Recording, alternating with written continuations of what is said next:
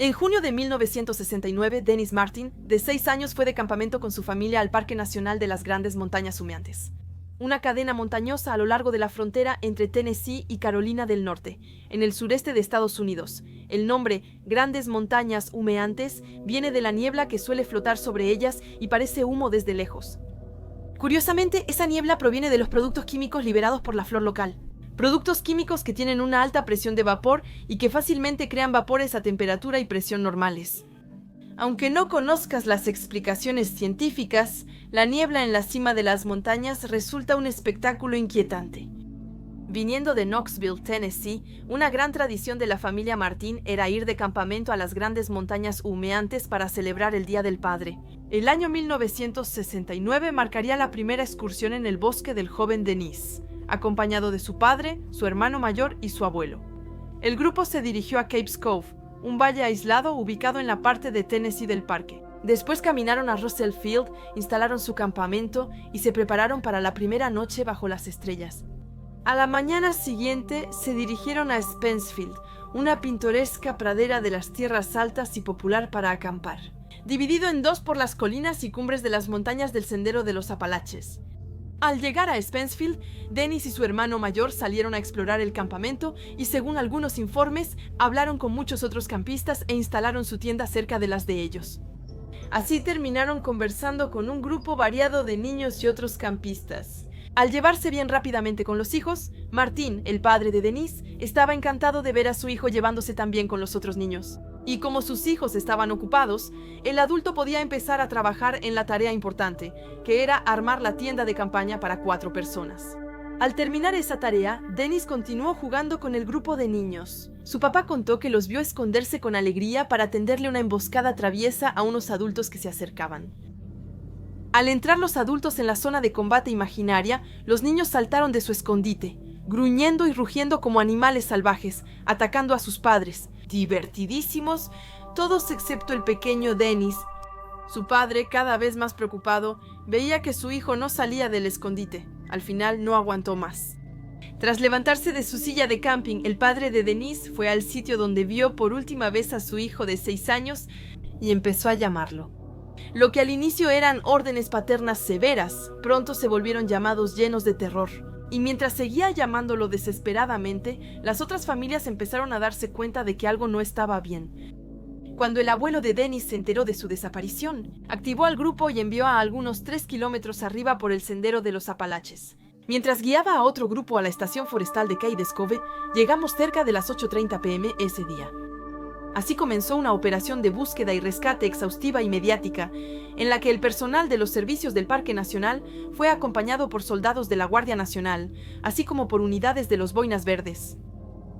Durante el máximo de la búsqueda, más de 1,400 personas estaban en los alrededores de Spencefield, pero ninguna halló pista alguna que condujera al niño desaparecido. Tras la operación, los esfuerzos de búsqueda recibieron muchas críticas de varios expertos en búsqueda y rescate. Según ellos, la cantidad de personas pudo haber ocultado huellas y pistas que ya eran difíciles de seguir por las fuertes lluvias. Sorprendentemente, finalmente se encontró una huella que pertenecía a un niño, pero esta pista fue descartada como perteneciente a uno de los scouts que ayudaban en la búsqueda. Sin embargo, los investigadores luego se arrepintieron cuando descubrieron que las huellas en realidad provenían de un niño que se había perdido. Un zapato había desaparecido en las orillas del arroyo. Algunos sugirieron que las huellas eran de Martin, y esta teoría ganó fuerza cuando hallaron un zapato y un calcetín de niño 3 días después.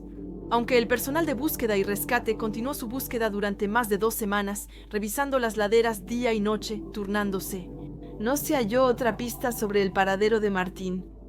La familia Martin buscaba respuestas desesperadamente. Ofrecieron una recompensa de $5,000 por información que ayudara a encontrar a Dennis. Esto atrajo la atención de algunos supuestos médiums que, según algunos, querían aprovecharse del dolor de la familia Martin y posiblemente quedarse con la recompensa. Si encontraban la zona correcta de las montañas para buscar, sorprendentemente, ninguno de estos médiums resultó ser de gran ayuda. Muchos años después, en 1985, un hombre que aparentemente recolectaba ginseng americano ilegalmente en el parque, declaró haber encontrado los restos esqueléticos de un niño mientras exploraba el bosque. El hombre comentó que no reportó el hallazgo por miedo a ser procesado debido a su afición de recolectar hierbas prohibidas.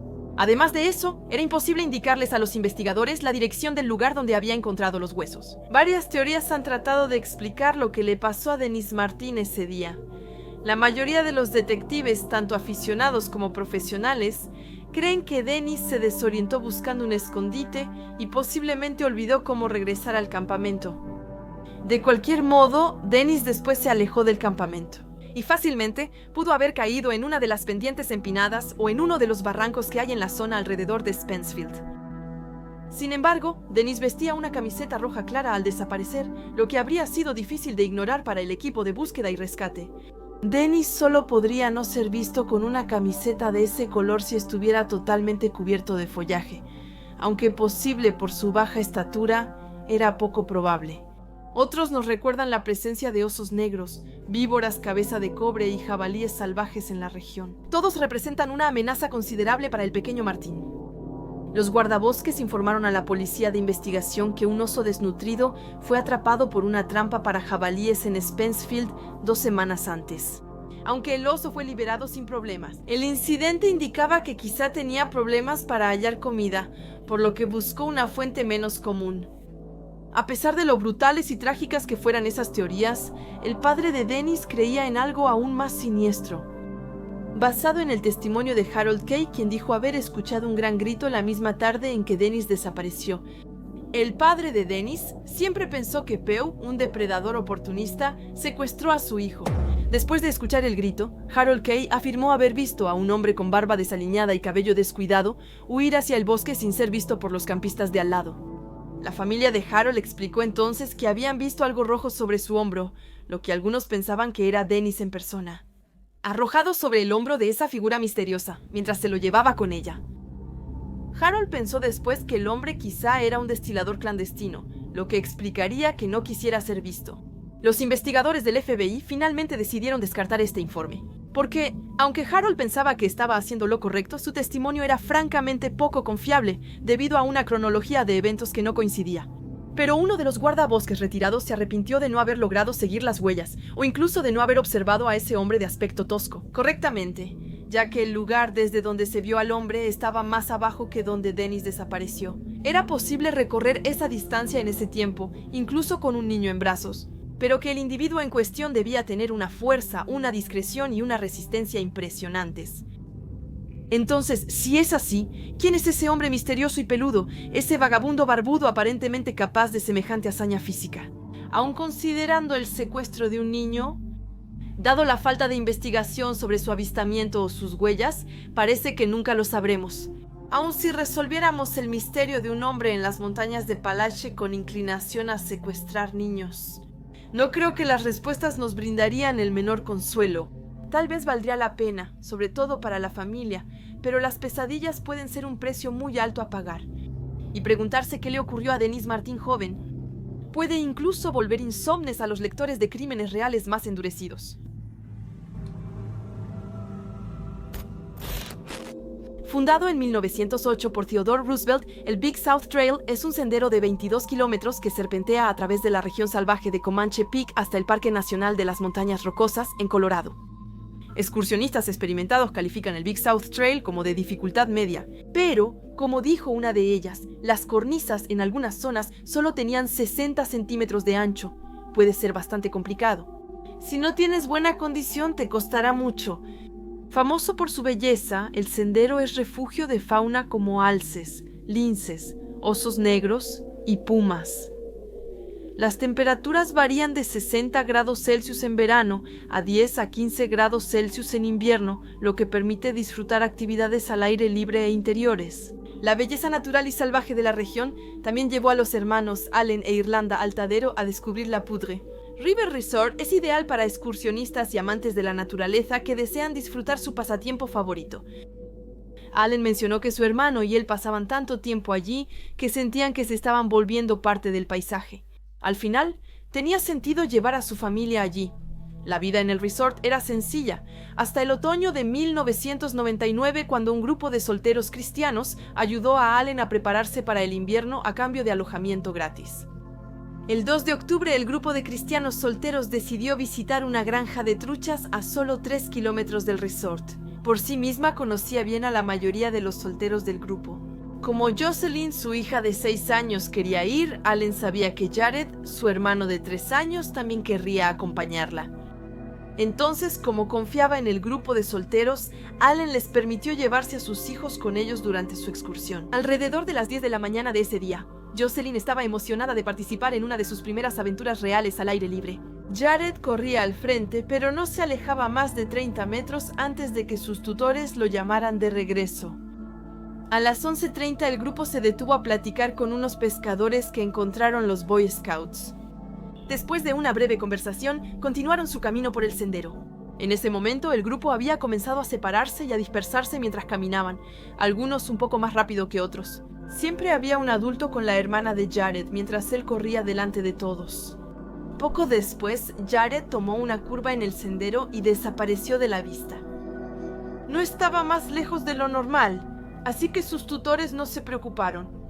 Pero cuando ellos también tomaron la curva, no había ninguna señal de él, ni del pequeño abrigo beige que llevaba puesto. Uno de los solteros del grupo se apresuró hacia adelante para intentar encontrar al niño, pero seguía sin aparecer. Esa última imagen de Jared en la curva del sendero fue también la última vez que alguien lo vio con vida. En los días posteriores, se realizó una gran operación de búsqueda y rescate, pero no se halló rastro de Jared Atadero. Pasaron casi 4 años antes de hallar una pista sobre su desaparición. Las pistas solo generaban más preguntas y nunca respuestas. Tras buscar casi una hora, algunos excursionistas volvieron rápido al Poudre River Resort para dar la mala noticia a Allen. Su hijo de 3 años se perdió en el bosque. En pánico, Allen tomó inmediatamente su auto para reunirse con el resto del grupo y los ayudó a continuar la búsqueda durante aproximadamente 1 hora. En esa hora, algunos de los 11 excursionistas, incluida su hija Jocelyn, de 6 años, dijeron oír un grito agudo. Le preguntó a qué sonaba ese grito. ¿A alguien que estaba siendo atacado o a alguien que estaba jugando con otra persona? Allen dijo después que ella lo describió como un grito juguetón, como si jugara a atrapadas y fuera a ser tocada. Como Jared parecía estar al alcance de la voz, el grupo continuó buscándolo intensamente. A pesar de sus esfuerzos, no encontraron al niño perdido. Entonces, justo antes de las 4 de la tarde de ese día, Allen regresó rápidamente al resort para llamar a los servicios de emergencia. Menos de 30 minutos después, Bill Nelson, especialista en emergencias del condado de Larimer, recibió una alerta en su buscapersonas sobre la desaparición de un niño en el sendero Big South. A su vez, Bill contactó a su director de búsqueda y rescate, quien reunió de inmediato a varios equipos para prepararse para una operación larga y delicada. 2 horas después de llamar a emergencias, el equipo de búsqueda y rescate llegó al inicio del sendero con 65 personas para buscar a Jared. Tras 1 hora y media de búsqueda, el personal de rescate había revisado casi todo el sendero, pero aún no encontraba a Jared. La zona de operación se amplió y reforzó, sobre todo con helicópteros de la Fuerza Aérea que llegarían al día siguiente. El 2 de octubre de 1999, a las 7 a.m., un helicóptero UH-1N Ray de Cheyenne realizó su primer vuelo sobre el Big South Trail. Siguió observando desde el cielo, incluso para el equipo de búsqueda y rescate hasta la mañana. El helicóptero regresó al aeropuerto municipal de Fort Scullin Loveland para reabastecerse y volvió a la búsqueda a las 3:30 p.m. Durante su segunda patrulla sobre el sendero, tuvo dificultades por las condiciones montañosas y cayó más de 30 metros antes de chocar en la copa de los pinos cerca del inicio del sendero. En el helicóptero viajaban 4 hombres de la Fuerza Aérea de los Estados Unidos y Mark Sheets, del equipo de rescate del condado de Larimer. Cuando el helicóptero se estrelló, Mark era el único sin cinturón, pues estaba en el suelo con la puerta abierta. Él dice que cuando vio que el rotor tocó la copa de los árboles y que piezas del helicóptero volaban por el bosque, se apresuró a cerrar la puerta. Pero una rama de árbol entró al interior y golpeó al médico de la Fuerza Aérea, que estaba a bordo, directamente en la cara, fracturándole la órbita y causándole una hemorragia. Por suerte, la tripulación de la Fuerza Aérea logró escapar de los restos del helicóptero. Mark Sheets seguía inconsciente, atrapado en los restos de metal que aún podían explotar. El equipo de búsqueda y rescate, ya listo, corrió al helicóptero, rompió una ventana y lo sacó. Sheets inconsciente antes de que le pasara cualquier otra cosa. Aún así, tenía conmoción cerebral y una herida en L de 33 centímetros que exponía su fémur. Mark Sheets también tenía 3 vértebras rotas en la parte baja de la espalda y un hombro fracturado, probablemente por la forma violenta en que lo sacaron del accidente. El accidente de helicóptero retrasó mucho la operación de búsqueda, pero afortunadamente todos sobrevivieron y el tercer día de búsqueda comenzó. El tercer día llegaron equipos de buzos policiales entrenados que exploraron las aguas profundas del río Poudre. Otro helicóptero acudió para apoyar la búsqueda, pero los vientos arremolinados exigieron máxima potencia para evitar un accidente. Al agotar las reservas del helicóptero, tuvieron que regresar a la base de la Fuerza Aérea en Fort Collins. En los 3 días siguientes, voluntarios bien intencionados pero mal equipados presionaron a la oficina del sheriff de Larimer y a los equipos de rescate para participar. Casi una semana había pasado desde la desaparición de Jared y el tiempo para hallarlo sano y salvo se agotaba. Entonces aceptaron, y pronto, más de 200 personas participaban en la búsqueda y rescate junto a equipos de perros rastreadores, buzos y un avión. A pesar de todos los recursos y personas, la búsqueda y rescate fue un fracaso total, sin ninguna pista del paradero de Jared. Por eso, los funcionarios estatales informaron a la familia Atadero que suspendían la búsqueda de Jared. Bill Nelson, subjefe del condado de Larimer, organizó rápido una conferencia de prensa para informar a los periodistas. Primero trabajamos 8 días seguidos, es decir, 24 horas diarias. Continuamos durante la noche. Estábamos un poco limitados, pero siempre teníamos gente en el terreno haciendo ruido, para que Jared pudiera escucharlo y quizá responder. Jane Smith Key, miembro de la Unidad Canina de Búsqueda y Rescate del condado de Larimer, dijo que esta búsqueda fue de las más intensas en las que participó. Nunca había buscado a un niño y, aunque lo esperaba, le sorprendió la cobertura mediática. Se había convertido en un caso nacional, dijo ella, así que eso nos puso presión y estresó a los perros. El alguacil del condado, Jesse Smith, era solo un humilde sargento en 1999 cuando desapareció Jared. Él dice que el accidente de helicóptero fue un evento sumamente estresante, que tuvo un efecto definitivamente negativo en un momento crucial de la búsqueda, y que el interés mediático solo empeoró la situación. Es interesante que esto ocurrió justo cuando el gran jurado del caso Jean-Bernard Ramsey iba a emitir acusaciones. Entonces, el concepto de niño herido tomó un lugar importante en el ambiente de la época. Naturalmente, los medios de comunicación se agruparon para saciar la necesidad de respuestas que sentía el público. Y en un momento, 17 camiones de televisión por satélite bordeaban la autopista 14 de Colorado, y la zona estaba llena de periodistas y camarógrafos que llevaban abrigos de piel para protegerse del frío glacial de Colorado. Mientras tanto, los titulares de información de la policía no dejaban de sonar, y varios médiums autoproclamados afirmaban saber dónde los equipos de búsqueda podían encontrar a Jared, aterrorizado pero aún con vida. Los equipos de televisión observaron al hechicero nativo americano visitar la zona. Vine a realizar un ritual para pedirle a la montaña que devolviera al niño a sus padres. En un incidente inusual pero inofensivo, un hombre descalzo con un burro apareció en el sendero y ofreció ayuda al equipo de búsqueda. Aunque el gesto fue sincero, ni las unidades caninas ni los aviones hallaron a Jared. Así que tener más ojos no ayudaría mucho. Y por desagradable que fuera, los voluntarios de búsqueda se vieron obligados a poner fin a su búsqueda. Y durante años la desaparición del pequeño Jared siguió siendo un misterio total y absoluto.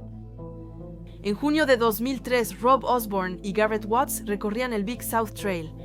Elegimos el Cañón Poudre como zona para explorar, cuenta Bob, así que decidimos ir allí pasando por el Big South Trail. Habíamos escuchado que era una caminata espléndida, que la zona alrededor del río era hermosa y salvaje. Y como esa es la razón por la que Gary y yo empezamos a hacer senderismo, pensamos que íbamos a echarle un vistazo. Durante su caminata, Rob y Garrett se toparon con un campo de rocas y decidieron subir 2000 pies para llegar a la cima. Es un lugar increíble allá arriba, pero realmente es una locura, contó Garrett más tarde. Debes mirar tus pies y concentrarte en el camino para evitar torcerte un tobillo. Rob y él ya habían hecho senderismo en la zona y conocían el misterio de Jared Atadero por la amplia cobertura mediática. Como amantes de la naturaleza, ya habían hecho varias hipótesis sobre la desaparición del niño. Pensamos que había sido arrastrado río abajo y que lo había atrapado un puma, dice Rob. Por supuesto, era posible que hubiera pasado algo más siniestro, pero realmente no hablamos de eso. Como padres, era un pensamiento insoportable. Pero como estaban haciendo senderismo exactamente donde Jared había desaparecido, el dúo sintió una extraña sensación de temor. No pudieron dejar de pensar en ese misterioso y doloroso incidente. Aún así, no esperaban el descubrimiento de ese día. Rob y Garrett normalmente elegían senderos populares por seguridad. Durante esa primera visita al Big South Trail, pensando en la desaparición de Jared, decidieron salirse del camino. No estábamos buscando encontrar algo, agregó Garrett. Pensábamos que si un equipo completo no había encontrado nada, nosotras tampoco podríamos encontrar nada. Supongo que igual nos hacíamos la pregunta. Después de una hora caminando, lo encontramos. No podía creer lo que veía, pero ahí estaban, perfectamente visibles. Rob y Garrett, no sabemos cómo, se toparon con un conjunto de ropa de niños, a más de 1500 metros del sendero donde Jared había sido visto por última vez. Fue cuando vi el zapato, cuenta. Era un zapato de niño, sin ninguna duda, y estaba impecable, como recién quitado. ¿Ve? Fresco, como si al alzar la cabeza vieras a un niño buscando su tenis. Pero entonces, los dos excursionistas hallaron un segundo zapato igual, una sudadera polar marrón y un pantalón azul al revés. Para él, era imposible que esa ropa fuera de Jared Atadero, pues el niño llevaba 4 años desaparecido. Inconcebible que esos objetos estuvieran a la vista tanto tiempo, parecían nuevos. Por si acaso, los dos hombres tomaron fotos de la ropa y llamaron a emergencias lo antes posible. Siguieron las instrucciones de los investigadores y enviaron las fotos por correo. Luego se las transfirieron a Allen Atadero en Littleton. El investigador se sorprendió al recibir la confirmación de que esas pertenencias eran de Jared.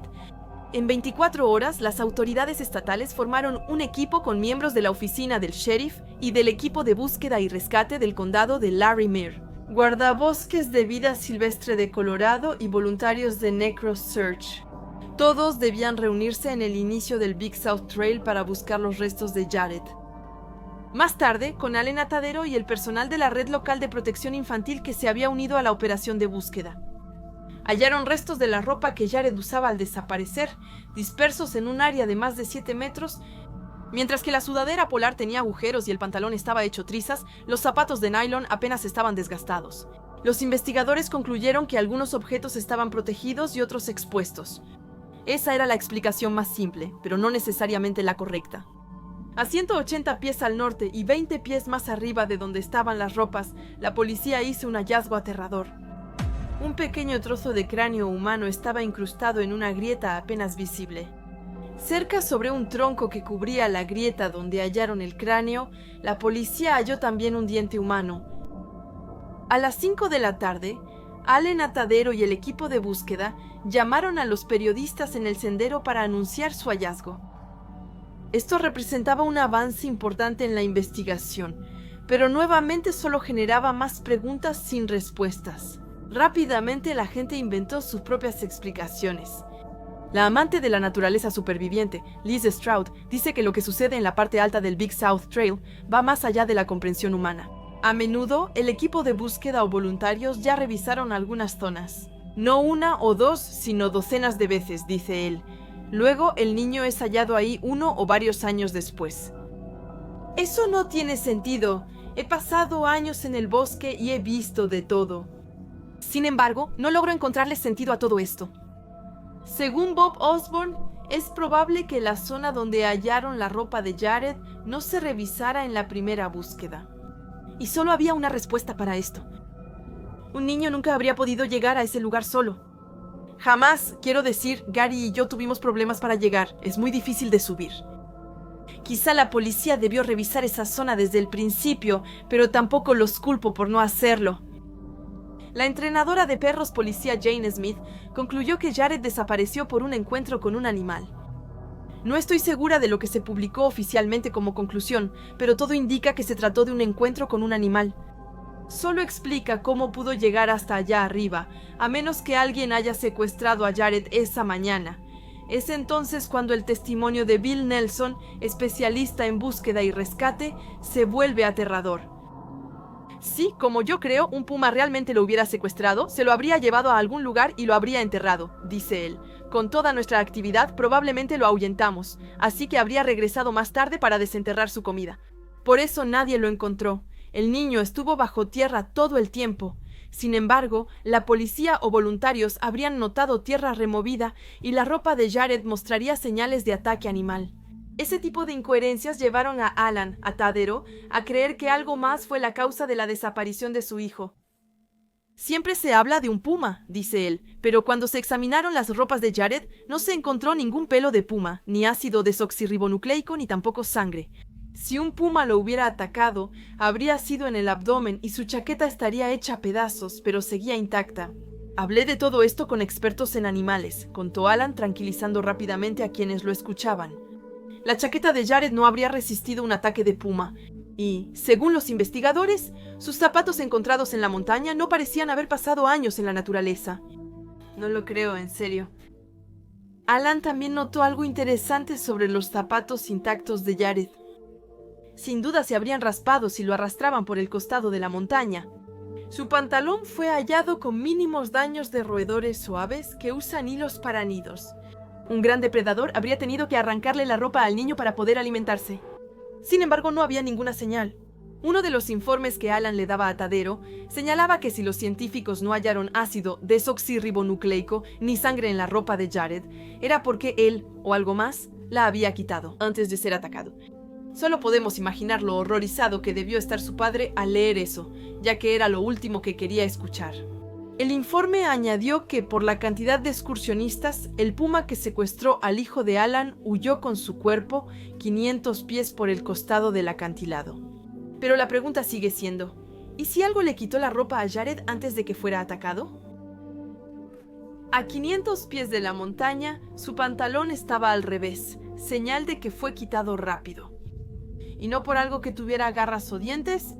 Como mencionamos, estos detalles hacen que Alan y su familia crean que alguien sabe más de la investigación de lo que admite. Las autoridades estadounidenses y aficionados nunca explicaron completamente la desaparición de Jared.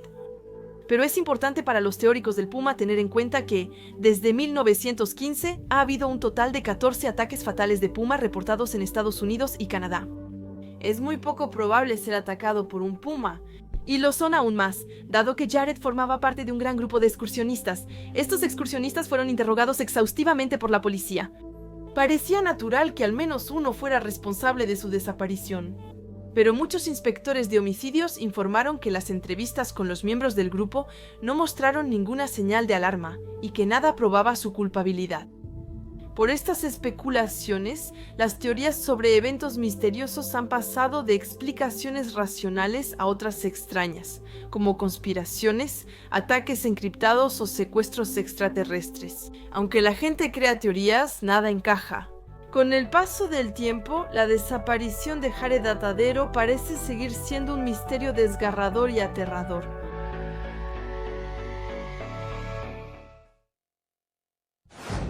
Muchas de nosotras estamos familiarizadas con la leyenda urbana de Bloody Mary. Se dice que al repetir su nombre un cierto número de veces mientras te miras en un espejo, un fantasma malévolo conocido como Bloody Mary aparecería para matarte. Algunas podrían creer que la serie de películas Candyman se inspiró en este concepto, ya que la protagonista, al mirar fijamente un espejo, debe repetir varias veces el nombre del personaje para hacerlo aparecer. Es obviamente un cliché aterrador. La idea de mirar fijamente un espejo solo para que alguien o algo aparezca de repente detrás de ti es suficiente para hacer estremecer incluso a las más valientes de nosotras. Pero nadie ha salido del espejo de alguien para matarlo, ¿cierto? A quienes de ustedes deseen permanecer en total ignorancia, les imploro que dejen de escuchar de inmediato. Para el resto de ustedes, que no temen volverse un poco paranoicos durante los próximos 2 días, aquí está la historia de Ruthie Mae McCoy. Alrededor de las 8:45 p.m., el 22 de abril de 1987, Ruthie Mae McCoy llamó a emergencias desde su departamento en el 11º piso de su edificio en el oeste de la calle 13 en Chicago. Mirar fijamente un espejo vale más que fijar una regla antes de uno. Extendido en. La idea de la idea Bussy es un gesto extendido en 5×7. ¿Necesitas baño abajo? ¿Quieren entrar?, preguntó. ¿Por dónde? Están intentando entrar por mi baño, respondió Ruthie. Estoy del otro lado. Están tratando de pasar por el armario de mi baño. La operadora ya había determinado que Ruthie se encontraba en el 11º piso de un edificio en la calle 13. Era imposible que alguien trepara hasta la ventana de su baño, y no había ninguna posibilidad de que esa persona usara su armario como puerta de entrada. El operador, por supuesto, estaba preocupado por la seguridad de Ruthie, pero le parecía que la mayor amenaza para su bienestar era ella misma. Ella parecía definitivamente aterrorizada. Pero si realmente creía que alguien intentaba entrar a su departamento por el armario de su baño, debía estar teniendo algún tipo de crisis nerviosa. El operador le informó a Ruthie que la policía ya iba en camino, pero registró la llamada como un problema con un vecino en lugar de una agresión en curso. No era una llamada de alta prioridad, pero la policía eventualmente llegaría para asegurarse de que todo estuviera bien. Cuando finalmente llegaron al departamento de Ruthie, tocaron la puerta, pero nadie les abrió. Al no recibir respuesta, la policía intentó entrar al departamento con una llave que les había dado un guardia en la oficina de vivienda. Pero como la llave no funcionaba, la policía decidió irse. Al día siguiente, la policía de Chicago recibió una llamada de un vecino de Ruthie preguntando por su paradero. Tras ver a la policía en su puerta la noche anterior y no haber visto a Ruthie después, la policía de Chicago y agentes de seguridad de la agencia de vivienda regresaron al departamento de McCoy poco después. Pero después de tocar y llamar en vano, los policías sugirieron derribar la puerta. Entonces, por increíble que parezca, los agentes de seguridad se lo impidieron, amenazando con demandar a la ciudad por daños si perdían su trabajo. Al día siguiente, la presión policial obligó a la agente de vivienda de Chicago a actuar, y entonces enviaron a un representante junto con un carpintero que rompió la cerradura de la puerta. Así fue como hicieron un descubrimiento aterrador: el cadáver en descomposición de Ruthie Mae McCoy.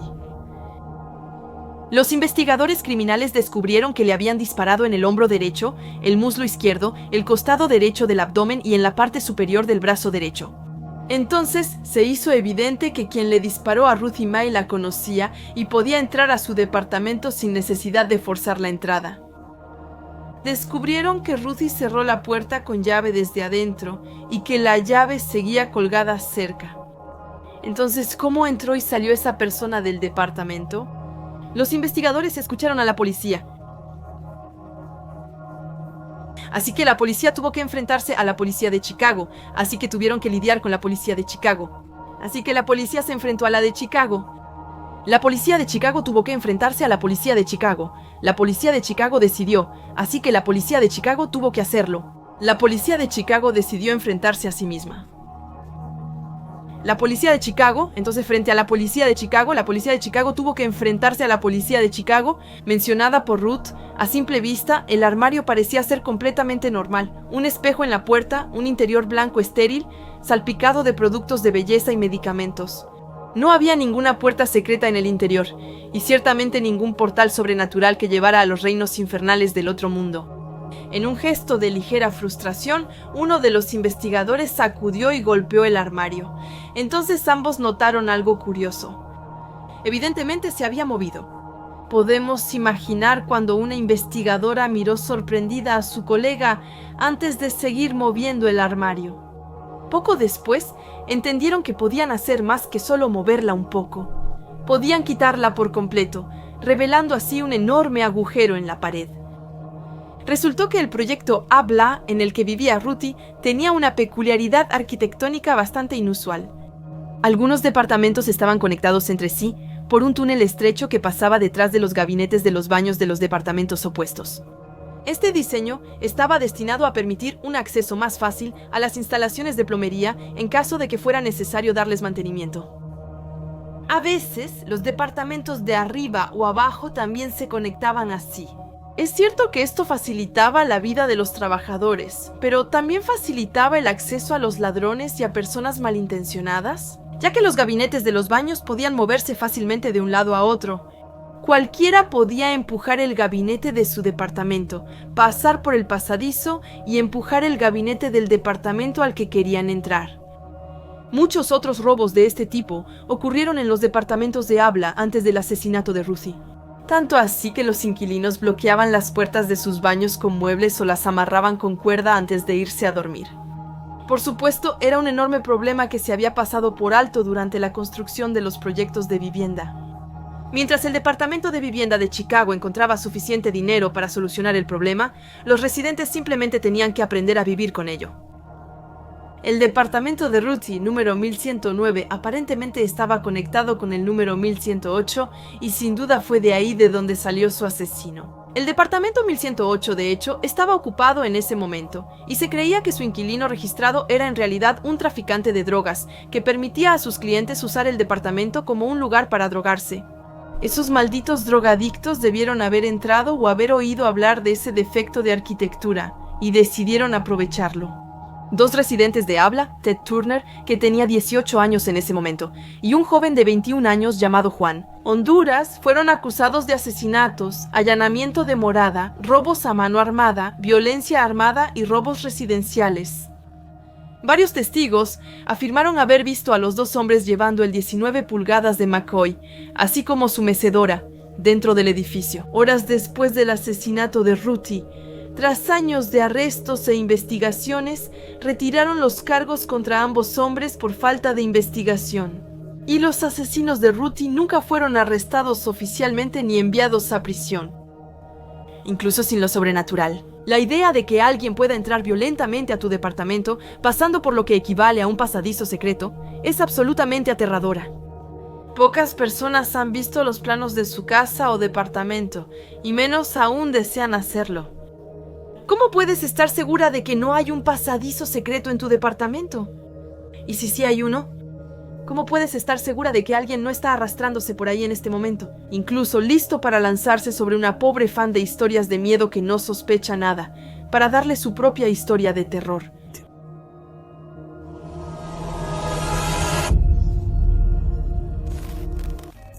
Frank Ruchon, quien después sería André Rand, cambió su nombre en la adultez. Pero el nombre que aparecía en su licencia de conducir ya no era realmente relevante, ya que sus aterradoras hazañas estarían asociadas a un apodo sorprendentemente travieso. Nacido en Nueva York el 11 de marzo de 1944, Rand vivió la mayor parte de su vida cerca de Staten Island, y se volvió uno de los criminales más infames del noreste.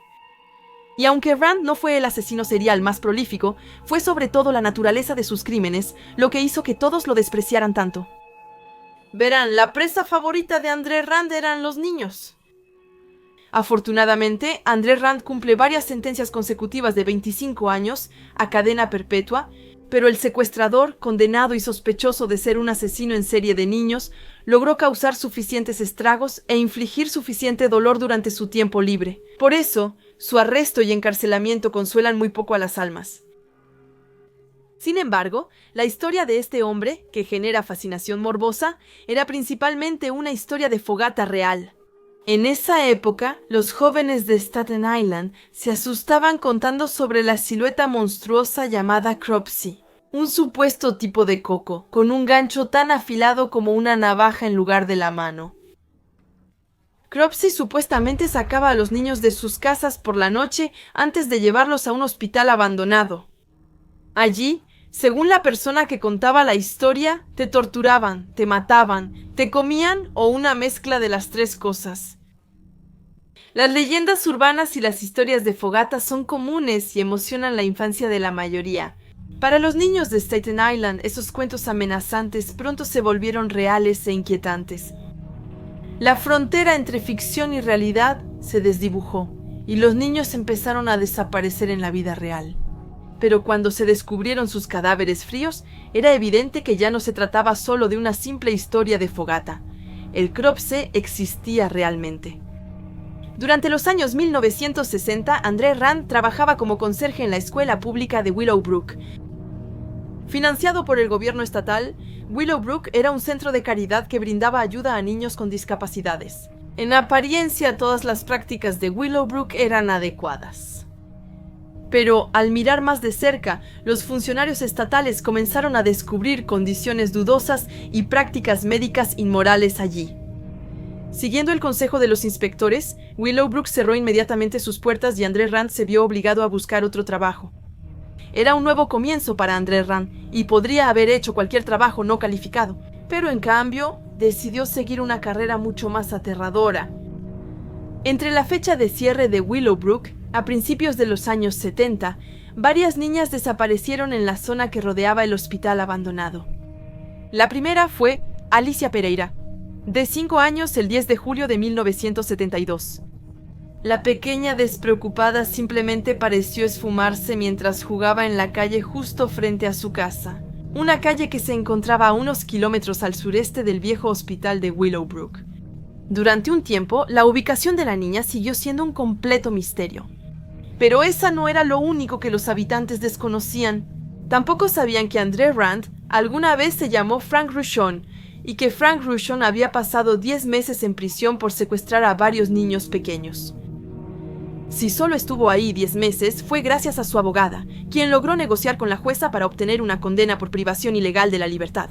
Un delito con pena mucho menor que la de un secuestrador de niños. Pero esa condena era suficiente para manchar definitivamente el nombre de Frank. Entonces halló una solución ingeniosa, cambió su nombre. Después de mudarse de Staten Island, se convirtió en André Rand. Pero si Rand lograba ocultar su identidad a sus conciudadanos, no podía ocultársela a la policía, que estaba bien enterada de su cambio de nombre. Así que, cuando la pequeña Alice Pereira desapareció en esa calurosa noche de julio, la policía consideró que Rand era el principal sospechoso. Pero, a pesar de sus convicciones, la prueba no era muy sólida y claramente no era suficiente para obtener una condena firme ante la justicia. Mientras los policías decidieron esperar, los cuerpos comenzaron a aparecer cada vez más. El 15 de julio de 1981 también desapareció Holly Ann Hugh, de 7 años. Sus padres reportaron la desaparición de su hija, mientras que varios testigos afirmaron haber visto a la niña con Rand poco antes de que desapareciera. De nuevo, la ausencia de pruebas reales evitaba arrestar a Rand. 2 años después, Rand fue nuevamente el principal sospechoso tras la desaparición de Thierry Jackson, de 11 años con sinistres. En 1984, Hank Gaffaro, de 21 años, desapareció. Estos incidentes aterrorizaban a la ciudad. Un terror aún mayor porque nadie fue arrestado, con todas las pérdidas como posible motivo. 3 años después, la policía tuvo un avance cuando Jennifer Schwager, de 12 años, desapareció el 9 de julio de 1987. Las búsquedas se extendieron 35 días esperando hallarla viva o muerta y concluyeron con la exhumación traumática de su cuerpo, en una zona boscosa de Staten Island. Según el New York Times, Schwager fue hallada muerta en una tumba poco profunda en la antigua propiedad de la escuela pública de Willowbrook. Cuando la policía encontró el cuerpo de Jenny Schwager, decidió que era momento de actuar. André Rand fue arrestado como sospechoso del asesinato de Jennifer. Pero una vez más, las pruebas no eran suficientes para condenar irrefutablemente a Rand por secuestro, y los fiscales tampoco pudieron condenar a Rand por asesinato. En 1988, Rand estaba donde los fiscales querían. Él seguía en prisión federal mientras intentaban probar que era culpable de otros asesinatos infantiles, aunque en ese momento no había suficientes pruebas. Rand fue hallado culpable del secuestro de Holly Ann Hugh en 2004, más de 20 años después de su desaparición. Como en Nueva York no había plazo de prescripción para secuestro en primer grado, los fiscales se aseguraron de que Rand no escapara de la justicia. Por sus depravaciones históricas, fue condenado a una pena adicional de 25 años a cadena perpetua, además de la que ya estaba cumpliendo. El hombre del saco de Staten Island está preso por secuestrar a Holly Ann Hugh y Jennifer Schwager. No podrá obtener libertad condicional antes de 2037. Suponiendo que siga vivo en ese momento, tendrá 93 años el día que ponga un pie afuera. La vida y el perturbador legado de André Rand fueron analizados en 2019 en el documental Cropsey. El estreno de la película tuvo lugar en el Festival de Cine de Tribeca ese mismo año y ganó el Gran Premio del Jurado por su narrativa cautivadora y la calidad de su producción, lo cual se entiende fácilmente al verlo. La premisa esencial de la película era explorar si la leyenda urbana de Staten Island, que era Cropsey, estaba realmente relacionada con la carrera del asesino. Si una había alimentado a la otra hasta ya no distinguir ficción de realidad. Sin embargo, como mostró la película, para algunas personas que vivieron en Staten Island durante ese periodo, así como para quienes participaron en la búsqueda de los niños desaparecidos, el término Coco ni siquiera abordaba la despreciable psicopatía de Rand. Donna Cotuño, presidenta de la organización benéfica Amigos de Jennifer para Niños Desaparecidos, apoda a Rand como el Hannibal Lecter de Staten Island. Donna y sus compañeros voluntarios deben registrar las 155 hectáreas de Willowbrook 2 veces al año en busca de restos no descubiertos. Aterrorizó a toda una comunidad y todavía nos persigue, cuenta Donna. Para algunos niños es como si Cropsey fuera real. ¿Qué más nos está ocultando, No lo sé, a veces también lo creo. Al final, André Rand fue arrestado, encarcelado y probablemente nunca volverá a ver la luz del día. Pero aún así, su impacto en la comunidad de Staten Island es inconmensurable. Y Cropsey dejó atrás un enorme trauma psicológico que podría durar varias generaciones más. Algunos niños todavía no han sido encontrados, sus restos siguen estando en algún lugar afuera. Con el paso de los años, sus huesos son extraídos uno a uno de la fría tierra donde yacen.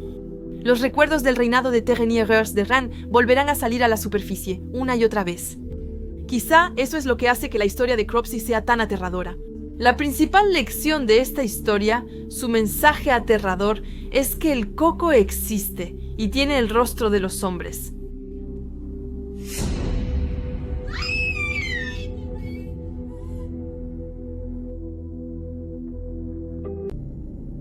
Tal vez ya hayas escuchado la leyenda urbana conocida como el cadáver bajo la cama. La leyenda narra cómo una pareja de vacaciones, al hospedarse en un motel de mala muerte, percibió un olor terrible en su habitación. Una vez que cayó la noche, el olor se volvió tan fuerte que ya no pudieron dormir y entonces llamaron a un miembro del personal para quejarse. El empleado descubrió entonces que el olor venía de la cama y al mirar debajo del armazón descubrió que la pareja dormía, encima del cuerpo en descomposición de una joven que había sido metida en una caja. Esta leyenda urbana es definitivamente una de las menos conocidas, pero el hecho de que en realidad sea una historia verdadera la hace aún más aterradora. Además de eso, sucedió varias veces que personas durmieran en habitaciones donde se habían ocultado cadáveres, y dos de esas personas eran James y Rhonda Sargent. La pareja había pasado varias horas en la carretera antes de registrarse en la habitación 222 en el Budget Lodge Inn, en Brooks Road, en Memphis, Tennessee. Esa noche, la pareja dijo que se había quejado con los empleados de que la habitación apestaba y estaba asquerosa. Quemaron incienso que habían comprado cerca, pero era como si nada pudiera cubrir el olor persistente. Y sin embargo, parecía que alguien ya lo había intentado. Los sargentos observaron hojas de suavizante entre las esquinas y baldosas del techo, y que el olor se intensificaba cuando alguien se sentaba en la cama. Quizá fue la peor noche de toda su vida. Y por la mañana la pareja dejó el motel, decidida a no volver jamás. Más tarde, el olor atrajo tanta atención negativa que los dueños del motel finalmente decidieron llamar a la policía. Varios clientes habían comentado que olía a cadáver ahí dentro, en la habitación 222, y no estaban equivocados. Los investigadores notaron el olor a cadáver y hallaron el cuerpo en descomposición tras revisar la habitación, de una madre de 28 años, Sonny Millbrook. En la investigación se descubrió que Sonny se registró en el Budget Inn en enero de 2010. Ella estaba con su novio y padre de 4 de sus hijos, Kate Moody, y la reservación estaba a su nombre. Millbrook llevaba 2 semanas allí cuando un día de finales de enero no recogió a sus hijos de la guardería. Su hermana, Linda James, denunció su desaparición. La policía creyó que murió el día que desapareció. Empleados del motel dijeron que empacaron las cosas de Millbrook y limpiaban la habitación. Según ellos, no parecía faltar nada y la habitación ya no estaba ocupada. Si Sonny realmente había sido víctima de un acto criminal, ciertamente no había sucedido en el Budget Inn, o al menos eso era lo que ellos creían. Después del hallazgo del cuerpo de Sonny, Kate Moody fue detenida al volante del auto de Millbrook y arrestada por posesión de un arma de fuego. Fue hasta su juicio en 2014 que fue condenado por el asesinato de la madre de sus hijos. Fue condenado automáticamente a cadena perpetua conforme a la ley estatal. Estoy realmente impactada porque pienso que dormí encima del cuerpo de esa mujer, dice Rhonda, sargenta, quien rentó la habitación tras la desaparición de Millbrook, pero antes de hallarse su cuerpo. Es la hija de alguien, la madre de alguien. ¿Por qué no hicieron una investigación a fondo? Creí haberlo revisado todo, añadió James. Creo que habría pensado en mirar debajo de la cama, y sin embargo no lo hicieron, ni la policía tampoco. Ya se había ordenado y la escena del crimen estaba arruinada, contó Luddy Godwin, director de la policía de Memphis en marzo. La habitación se había alquilado varias veces y casi no tuvo quejas. Era como si, no tuviéramos ninguna prueba ahí. Los policías querían resolver la investigación, entonces cambiaron de rumbo. Ya sea por mala suerte o no, o simplemente por incompetencia de parte de la policía de investigación, es imposible decirlo. Pero está claro que una cantidad alarmante de personas durmió en camas debajo de las cuales se había ocultado un cuerpo. La próxima vez que estén en la carretera y paren a descansar, revisen debajo de la cama. Al parecer, siempre arriesgan dormir con un compañero de cuarto inesperado.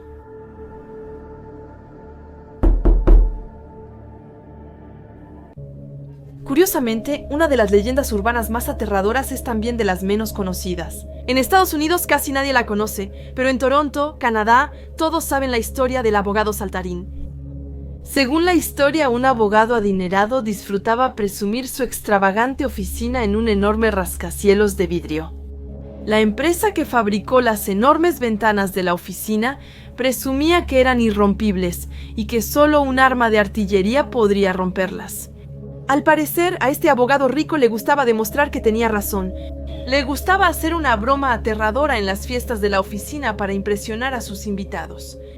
Cuando la fiesta estaba en su apogeo, saltaba con fuerza contra la ventana de vidrio, justo después de anunciar: «Adiós, mundo cruel». Los invitados gritaban aterrados mientras el abogado saltaba a la ventana riendo histéricamente. Después de rebotar de manera inofensiva contra el vidrio templado, Polly, el abogado, repitió una y otra vez su acrobacia, desafiando a la muerte, hasta que un día lo impensable sucedió y lo irrompible se rompió. El abogado corrió a la ventana, emocionado por los gritos de los no iniciados que lo seguían, pero cuando su gran cuerpo en movimiento chocó con la ventana, se rompió. En vez de burlarse de quienes creyeron en su broma, el abogado quedó solo ante sus propios gritos, mientras caía 20 pisos hacia su muerte. Es una leyenda urbana completa. Lo imposible ocurre, el arrogante es castigado y tiene el dramatismo típico de estas historias. Y sin embargo, el verdadero terror solo llega cuando uno se entera de que esta historia es en realidad totalmente cierta. Después de obtener un título de ingeniería antes de entrar a la Facultad de Derecho, Gary Hoy aceptó un puesto como practicante en Derecho Corporativo y Bienes Raíces. En Toronto, al este de Canadá, trabajó para una firma conocida como Holden Day Wilson, un despacho de abogados ubicado en el piso 24 del Toronto Dominion Center. Luego, el 9 de julio de 1993, Hoy vio a alguien guiando una visita por la oficina a un grupo de estudiantes de una universidad local. Como ya lo había hecho varias veces antes, quiso demostrar la solidez de la estructura de las ventanas de vidrio, lanzándose contra una de ellas. Entonces, queriendo darles un buen susto a los estudiantes, Hoy corrió como de costumbre y chocó contra la ventana de vidrio. Es en ese momento cuando la leyenda urbana difiere de la realidad. El vidrio en realidad era irrompible y nunca se rompió, ni siquiera el día de la muerte de Hoy. En cambio, unos viejos clavos oxidados, debilitados por el maltrato de Hoy, simplemente se soltaron, dejando así que el vidrio saliera de su marco. Frente a los estudiantes que no imaginaban nada, Gary Hoy gritó al deslizarse por el hueco entre el piso y la ventana, cayendo 24 pisos hasta su muerte. El ingeniero estructural del edificio, Bob Greer, fue contactado por el Toronto Star para obtener un comentario de su parte. Al enterarse de la locura de Hoy, habría declarado: «No conozco ni una sola norma de construcción en todo el mundo. ¿Quién dejaría que un hombre de 70 kilos se lanzara contra una ventana así? Debía estar loco». En otra entrevista, la empresa que fabricó los vidrios declaró enseguida que debía estarlo. La ventana no se rompió. Queremos que eso quede claro. Salió de su marco, provocando así la caída del señor Hoy. Es culpa de un trabajo mal hecho, no de nuestros productos. Holden Day Wilson nunca se recuperó de la muerte de Hoy y probablemente contribuyó al cierre del despacho menos de 3 años después. En ese momento fue el mayor cierre de un despacho de abogados en la historia de Canadá, pero los periódicos nacionales parecían olvidar la muerte de Hoy.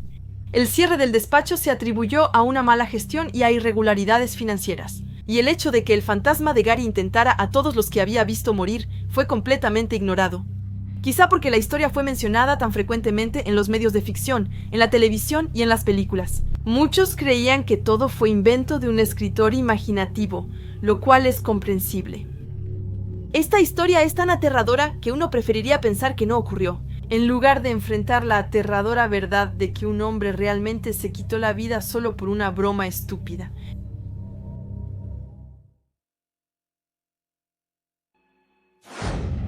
Regresamos al otoño e invierno de 1976. Lo sé, soy vieja. Es cierto que es una historia vieja, pero les prometo que les va a gustar. En el verano de 1976, como una tonta, decidí mudarme a California. Fue una aventura con buenas intenciones, se los aseguro, pero fracasó en todos los aspectos. Menos de un año después de mi llegada, volvería a vivir a Arkansas, seguramente para sentirme en casa. Pero quizá también por rabia. Yo estaba un poco atrasada respecto a los movimientos hippies, demasiado joven para el verano del amor o las manifestaciones contra Vietnam. Pero fue terrible ver lo que la guerra le había hecho a mi tío. Yo era joven, muy joven, cuando él regresó, pero recuerdo cómo había cambiado. Sentí que había perdido una parte de mí allá, y fue hasta mediados de los años 1970 que tuve el fuerte deseo de mudarme a San Francisco. Mi papá me prometió $100 y dinero para el autobús si terminaba la preparatoria y obtenía el diploma. Así que eso fue lo que hice. Y ese mismo verano me fui a San Francisco en un autobús Greyhound, pero no llegué del todo. Me detuve a visitar a un chico con el que solía acampar en Sacramento, y luego me quedé ahí. Sus padres me ofrecieron quedarme en su cuarto de huéspedes hasta que tuviera suficiente dinero para seguir mi camino. Pero sentía que era una bomba de tiempo. Yo estaba... darme una vuelta, pero lo logré. Estaba dando una vuelta, pero no logré dar una pequeña vuelta. Pero estaba en el tren, una pequeña vuelta, lo logré. Intenté darme una pequeña vuelta en el tren, pero no pude darme una pequeña vuelta. Pero no lo logré. Intenté hacer una pequeña vuelta en el tren, pero no logré hacerlo bien. Los dos chicos que vivían ahí estaban trabajando, así que no los conocí antes. No tenía derecho a husmear en su habitación y no sabía cómo eran. Pero eso iba a cambiar muy pronto. Me mudé a la habitación libre una semana después y conocí a mis dos compañeros de cuarto. Uno se llamaba Ricardo y el otro Brad. Ricardo parecía un poco raro y descuidado, pero parecía mantenerse al margen, mientras que Brad era mucho más amable y sociable. La cosa era que Brad tenía que mudarse en algún momento en las semanas siguientes y quería darme información sobre Ricardo antes de irse. En resumen, me preguntó si realmente necesitaba esa habitación, y le respondí que sí, de verdad, eso fue todo, o estar en la calle. Fue en ese momento cuando me contó que Ricardo podía ser simpático cuando quería, pero que sin duda le faltaban algunos tornillos. Le pregunté a qué se refería con eso, y solo me respondió, ya verás. Pero sigue buscando otro departamento, está bien, generalmente hay buenos anuncios. Al principio, pensé que me había metido en una rivalidad o en una política amarga entre compañeros de departamento, y no quería tener nada que ver con eso. No iba a tomar partido 5 minutos después de llegar, así que decidí actuar con diplomacia. Pero Brad tenía razón. Richard era realmente extraño y no de una manera hippie agradable. No solo agitaba su bandera de loco, él mismo era la bandera de loco. La primera vez que lo noté fue cuando entré a la cocina. Ricardo estaba en la mesa leyendo el periódico con una naranja sobre la cabeza. Le pregunté qué estaba haciendo y él respondió algo como: «Estoy absorbiendo vitamina C». Me reí pensando que solo estaba haciendo el tonto, pero cuando me volví hacia él, impasible, me di cuenta de que hablaba completamente en serio. Empecé a explicarle que la alimentación no funcionaba así, y me pidió que no le diera lecciones sobre lo que pasaba en su cuerpo, porque era su cuerpo y él sabía mejor que yo qué hacer. Naturalmente le respondí algo así como: «Ok, amigo, como quieras», tratando de ser lo menos agresiva posible. Al ver a Brad, entendí que tenía razón. Richard estaba loco, aunque no sabía cuánto. Pronto lo descubriría. El comportamiento de Richard era muy extraño hasta que Brad se mudó. No era nada muy aterrador, simplemente cosas que me hacían poner los ojos en blanco o sacudir la cabeza. Como el día en que, cenando frente a la televisión, Richard se levantó y miró al vacío un momento, antes de revisarse el pulso y decir: «Mi corazón acaba de dejar de latir». Brad parecía haberse acostumbrado a su comportamiento porque fingió preocuparse, antes de sugerirle que fuera a tomar una siesta, cosa que hizo. Terminó su cena como un niño hipocondríaco y se fue a tomar una siesta para aliviar su corazón muerto. No lo sé. Como ya dije, no me daba miedo, solo era aburrido. Toda la parte aterradora llegó después de que Brad se fue. De hecho, creo que Brad era la única cosa que controlaba el comportamiento de Richard. Porque el día que Brad se fue, Richard se volvió terrible. Como dije, yo trabajaba medio tiempo en Sacramento, 5 horas al día y 4 horas a la semana en la tienda de la esquina. Un día, al volver del trabajo, encontré a Richard de pie frente al lavabo del baño, mirando un pedazo de espejo roto que había puesto sobre el mostrador, para rasurarse la cabeza con navaja. Recuerdo haberle preguntado, ¿nuevo corte de cabello, amigo? Y él respondió, no, es mi cráneo, creo que está fracturado. Él estaba tratando de reunirse. Fue una lástima para él, sí, fue una lástima para él que haya entrado allí. Y tú, Leat, estás sentado, Leat, estás sentado, ¿eres tú? Gracias. No, no soy doctora, pero estaba 99% segura de que era imposible. Al revisar, no vi moretones, sangre ni nada. Fue otra crisis de hipocondría. Un día, mientras cenábamos, Ricardo me elogió por mi jugo de carne.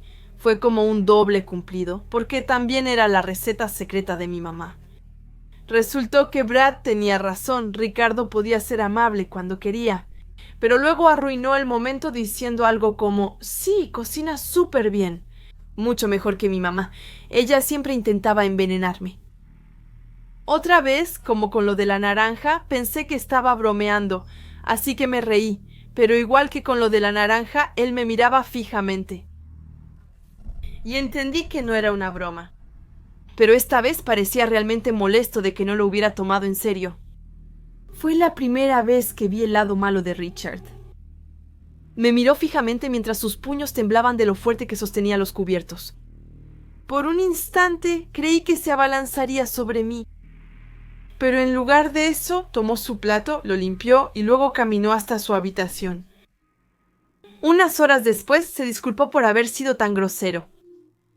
Lo perdoné y el ciclo reinició. Actuaba como una persona normal. Luego, comportamientos extraños me hacían reconsiderar la sugerencia de Brad de seguir buscando un nuevo departamento. Mientras no trabajara más ahí, irme no era opción para mí. Como recordarán, me mudé en otoño, y el comportamiento de Richard fue bastante extraño casi todo el tiempo que estuve ahí.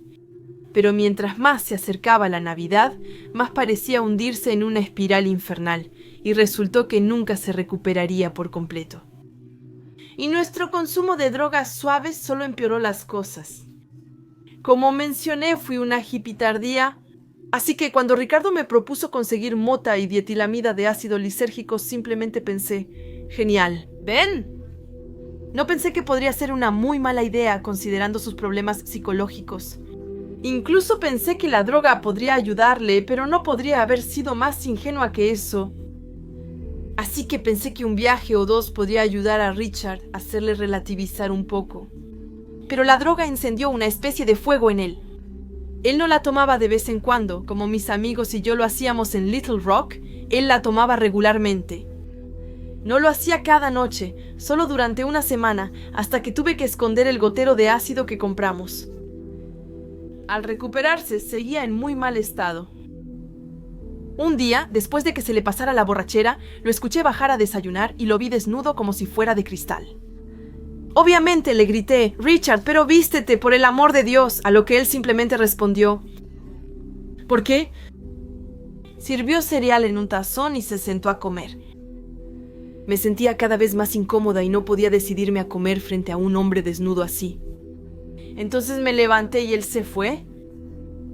Gran error. Realmente no me preocupaba por eso de la desnudez. Entonces lo tomó como un pase libre. Y mi compañero de cuarto empezó cada vez más seguido a pasearse por la casa, totalmente desnudo y de manera exasperante, con su botella de Jack Daniels en la mano. La mayoría de las personas a las que les conté esta historia dicen que se habrían ido en el momento en que empezó lo de la desnudez. Pero ¿qué puedo decir? Eran los años 70. Yo también era una chica algo rara. Entonces, si no podía lidiar con un chico raro de Sacramento, ¿cómo iba a soportar toparme con los hippies de San Francisco? Y una vez estando allá, no. Pero la gota que derramó el vaso. Es el día en que llegué a casa y lo encontré preparando cócteles. Entonces, como decía, un día llegué a casa y escuché la licuadora zumbando en la cocina. Esperé a que se detuviera para llamarlo mientras entraba a la sala. Tenía que pasar por ahí para entrar a la cocina. Luego le preguntaba qué estaba haciendo, a lo que él solo respondía, cócteles, con ese tono plano y apagado que indicaba que estaba borracho. Pero al entrar a la cocina sentí un fuerte olor a whisky, mezclado con algo más. Siguiendo lo que había hecho, Ricardo evidentemente había intentado limpiar su desastre, lo cual no era propio de él. Pero no había sido del todo minucioso, ya que en la encimera, blanco liso, podía distinguir rastros de un líquido rojo espeso. Me acerqué. Deslicé mi dedo por una mancha y sentí una textura pegajosa entre los dedos. «Richard», dije, «¿es esto sangre?» «No», respondió él. Sentí de pronto la necesidad de levantar la tapa del bote de basura, pero al mismo tiempo me aterrorizaba. No importaba de quién era esa sangre, seguro había restos en el bote de basura. De hecho, al ver una pequeña huella digital ensangrentada en la tapa del bote de basura, estaba segura de que ahí encontraría los restos. Después abrí el bote de basura y encontré una bolsa de papel ensangrentada, de la que salía una cola de mapache rayada. Durante la discusión que siguió, cuando le pregunté qué estaba haciendo, intentó calmarme con una excusa que nunca olvidaré. Detuvo brevemente el zumbido de la licuadora y dijo, «No, es para evitar que mi corazón se encoja». Luego continuó triturando su mezcla marrón de refresco, hielo y lo que supuse que era carne de mapache. Ese tipo creía que tenía una enfermedad rara y que su corazón se marchitaba, y que el remedio era mezclar carne orgánica de animales capturados con Jack Daniels y, por supuesto, Coca-Cola. Como dije, eso fue la gota que derramó el vaso. En ese momento, otro chico se mudó con nosotros. Hablamos de ponerle una especie de ultimátum a Richard, o se ponía las pilas o se iba. Pero como su locura había llegado al punto de matar animales y comerlos crudos, decidimos que lo mejor era irnos de aquí. Esa noche llamé a mi viejo amigo y le pedí volver a la habitación de invitados de sus padres. Seguí trabajando en el Safeway por un tiempo, hice algunas horas extra, y como no pagaba renta en la habitación de invitados, era mucho más fácil ahorrar para poder pagar el autobús. No volví a saber de Ricardo, y al irme de San Francisco en enero de 1977 ya ni pensaba en eso. Poco más de 2 años después, en marzo de 1979, estoy de regreso en casa de mis padres, en Little Rock.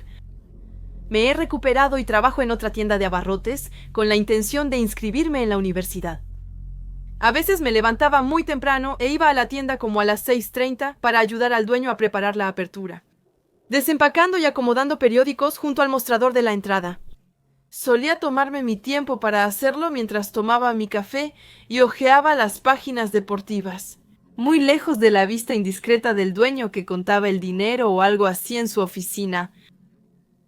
Pero una mañana vi un gran titular en el National Enquirer, creo, que decía algo como «Fijan fecha para juicio del asesino caníbal». Por supuesto, no era el tipo de titular que se leía todos los días. Comencé a leer el artículo para obtener más detalles. Y adivinen qué nombre vi tras unas líneas. ¡Bingo! El de mi viejo compañero de cuarto loco, Richard Chase. Incluso había una pequeña foto de él en el margen. Y sin duda, era él, el chico con quien había vivido 5 meses enteros. Son solo recuerdos, así que deberías buscar en internet para obtener más detalles. Pero esto es lo que recuerdo después de haber dejado la casa en la que vivía con Ricardo. Su estado no hizo más que empeorar durante todo el año. Finalmente, en el invierno de 1977, cometió su primer asesinato, matando a un hombre al azar en la calle. Unas semanas después, intentó entrar a una casa, pero como la familia no estaba en casa, no pudo hacerle daño a nadie. Entonces decidió esperar, pero cuando finalmente regresaron, se asustó y salió corriendo. La familia llegó a su casa y descubrió que Richard había entrado en la habitación de su bebé antes de ir al baño con las cosas del niño. Estaba completamente trastornado. Poco después intentó otra invasión de domicilio, esta vez con una mujer embarazada. Pero aquí viene la parte realmente perturbadora. Antes de hacerle el amor a su cuerpo, leí que también le metió excremento de perro en la boca a la pobre chica. Uno se pregunta qué piensa un hombre para hacer algo tan demente. Seguí el caso durante un tiempo y me alegré al saber que lo habían condenado a muerte por las cosas que había hecho. Pero se suicidó antes de ser llevado a la cámara de gas. Creo que quería irse bajo sus propios términos. Lo único que me molesta es que algunas personas dicen que él no estaba loco. Sabía lo que hacía al matar a sus esposas y cometer esas atrocidades. No digo que no mereciera morir para nada. Rayos, yo misma habría tirado la silla en un minuto si podía. Pero lo que realmente es una locura es decir que él no lo era. ¿Entiendes? Viví con ese hombre, comí con él, me drogué con él. Yo conozco a Richard Chase. Ya había perdido la cabeza antes de empezar a matar. Siempre estuvo completamente loco todo el tiempo que pasé con él. Aunque fue trágico lo que hizo, no me sorprendió. Me siento afortunada de haberme ido.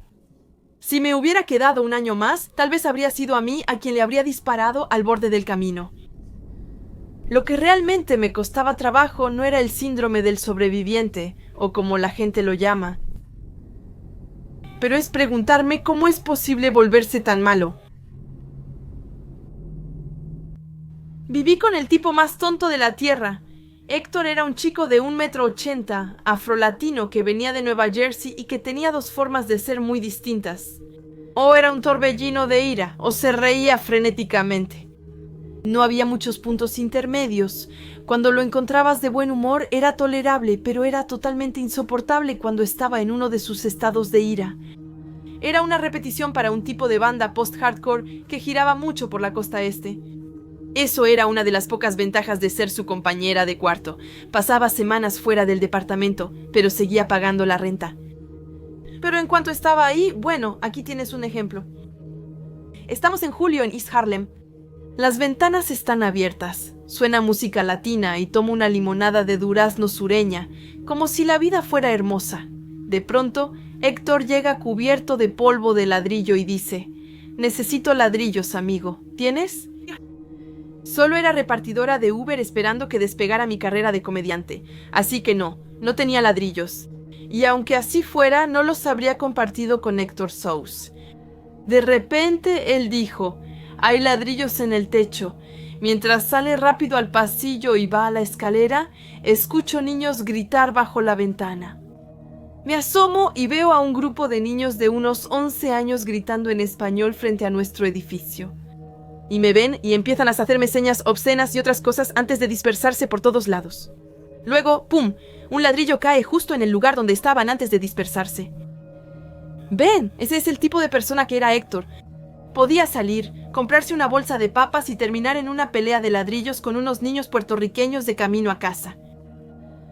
Ni una sola vez en mi vida me he peleado con un preadolescente, mucho menos con proyectiles. Pero con Héctor eso pasaba todos los días. En octubre, Héctor salió con uno de sus grupos para una gira de Halloween y me dijo que no volvería hasta la segunda semana de noviembre, lo que significa que yo tenía que pagar la mitad de la renta hasta entonces, lo cual no podía hacer sin pedirle dinero prestado a alguien. Eso causó una gran pelea. Y por primera vez desde que me mudé, creí que Héctor iba a golpearme y él era ese tipo de hombre. Sabía que si había violencia no me golpearía solo una vez. Así que cuando al fin se fue de gira, el ambiente en el departamento empeoró. Pero también tenía miedo por mi seguridad. Él se fue y yo buscaba otro departamento. La vida ya no era igual. Unas noches después, justo antes de Halloween, estoy en la cocina comiendo un sándwich y buscando otro departamento. Cuando alguien toca el timbre del departamento, entonces voy a ver quién es. En la época de los intercomunicadores fallaban casi siempre. Al oír a un tipo con acento decir: «¿Debo ir al departamento 3 si el intercomunicador no sirve?», simplemente le abría la puerta al tipo, sin pensarlo. Nueva York es una ciudad construida alrededor de la comida para llevar y la comida que se vende en la calle. No sospeché de un repartidor, pero debí hacerlo y casi me cuesta la vida.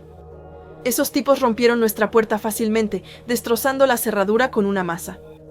Al principio pensé que era la policía, porque entraron armados gritando, ¡tírate al suelo! Pero por la forma en que se hablaban entre ellos, mientras mi cara estaba contra el piso de linóleo, entendí que en realidad eran asaltantes. ¿Pero qué hacían en mi departamento? Mi primer pensamiento fue, Dios mío, Héctor, ¿a quién le estás pisando los pies ahora? Pero uno de los chicos interrumpió mis pensamientos preguntándome, ¿dónde está? ¿Dónde está él? Entonces pregunté, ¿de qué? Pero eso los enfureció. Recibí una ráfaga de patadas y me acurruqué en posición fetal. Luego volvieron a preguntar qué. No podía decirles nada más, así que simplemente dije, no sé de qué están hablando. Hay $20 en mi cartera, es todo lo que tengo conmigo. Esta oferta los molestó y me golpearon de nuevo antes de registrar el departamento, como si buscaran algo. Lo voltearon todo al revés. Y cuando digo voltearon, realmente destrozaron todo. Dañaron cosas a propósito al desmontar y arrojar los cajones. Era simplemente destrucción en todo el sentido de la palabra. En ese momento pude observar a algunos chicos. Todos estaban golpeados o tenían cosas en la cara. Iban vestidos completamente de negro y llevaban guantes. Todo el paquete. Eran asaltantes profesionales. Probablemente robaban a traficantes de drogas para ganarse la vida. Pero Héctor no era un traficante. Bueno, creo que me habría dado cuenta. Había visto muchas guitarras y amplificadores rotos en el departamento, pero no tantas pilas de casquillos ni dinero. Cuando estaban por pensarlo, uno lo dijo. ¿Seguro que es el departamento correcto, amigo? No sé. Solo me dijo que a veces lo guardaban detrás de la bañera, pero aquí solo hay una regadera. Sentí una ola de alivio recorrer mi cuerpo. Se habían equivocado de lugar, así que solo se iban a ir, ¿verdad? ¿Quizá tomar mi celular para que no llamara a la policía? Les dije que mi celular estaba en la mesa, junto a mi plato, y que no llamaría a la policía si se iban. No fue la mejor idea, pero es sorprendente cómo te vuelves tranquila sobre las posesiones cuando alguien tiene una Glock. Los asaltantes se detuvieron y se miraron entre ellos, y justo cuando pensé que se iban a ir, uno de ellos, yo. Creo que vio mi cara, amigo, cuando entramos. No tengo opción. Uno de ellos tenía la pistola y el que quería matarme intentó quitársela de las manos, pero este último no quería soltarla. Ahí comencé a humillarme y rogarles que me dejaran vivir. No estaba muy orgullosa y orinarme encima no era una metáfora, pero así fue.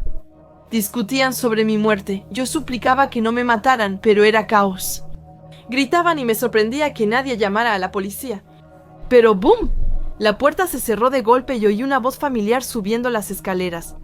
Ni siquiera voy a contar lo que decía Héctor. Me eliminarían y borrarían de internet en solo unos segundos. Olvidado. Digamos simplemente que alguien había cancelado su gira después de 3 días y él estaba furioso. Los insultaba de todas formas, quejándose y delirando. Mientras subían violentamente las escaleras y entraban al departamento, los asaltantes y yo estábamos paralizados por la anticipación.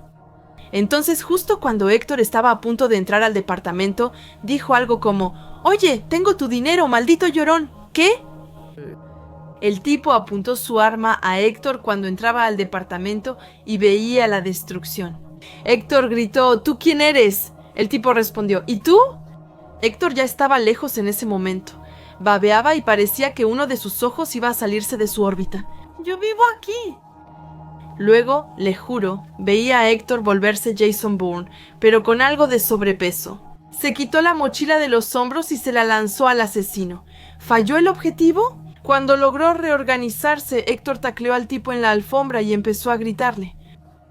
Los otros 2 tipos se unieron y pensé, Dios mío, alguien va a recibir un balazo. Pero de repente Héctor se levantó y les dio puñetazos a los 2 tipos hasta que volvió al suelo. Los 2 sujetos retrocedieron con las manos arriba, mientras Héctor, sosteniendo el arma que casi lo mata, les gritaba que se alejaran. Su rostro sangraba y estaba ebrio. Pero ahí estaba. Acababa de ganar una pelea contra 3, uno armado. Luego se sentó en la espalda del tirador. K.O. les pidió a los demás que salieran de su departamento y me pidió llamar a emergencias. Solo cuando llegó la policía para arrestar al hombre que Héctor detuvo, se dio cuenta de que lo apuñalaron en el hombro. Esa noche, mientras le cosían las heridas en el hospital, yo organizaba todo, limpiaba vidrios y cerámica rotos y trataba de ordenar el departamento. Regresó como a la 1 de la mañana, todavía borracho, incluso después de que el médico le dijo que no debía beber con sus analgésicos. y empezó de inmediato a quejarse del asalto. Simplemente seguí limpiando, deteniéndome solo para decir algo profundamente sincero. Héctor, amigo, solo quería decirte que creo que hoy me salvaste la vida, amigo. Solo quería darte las gracias.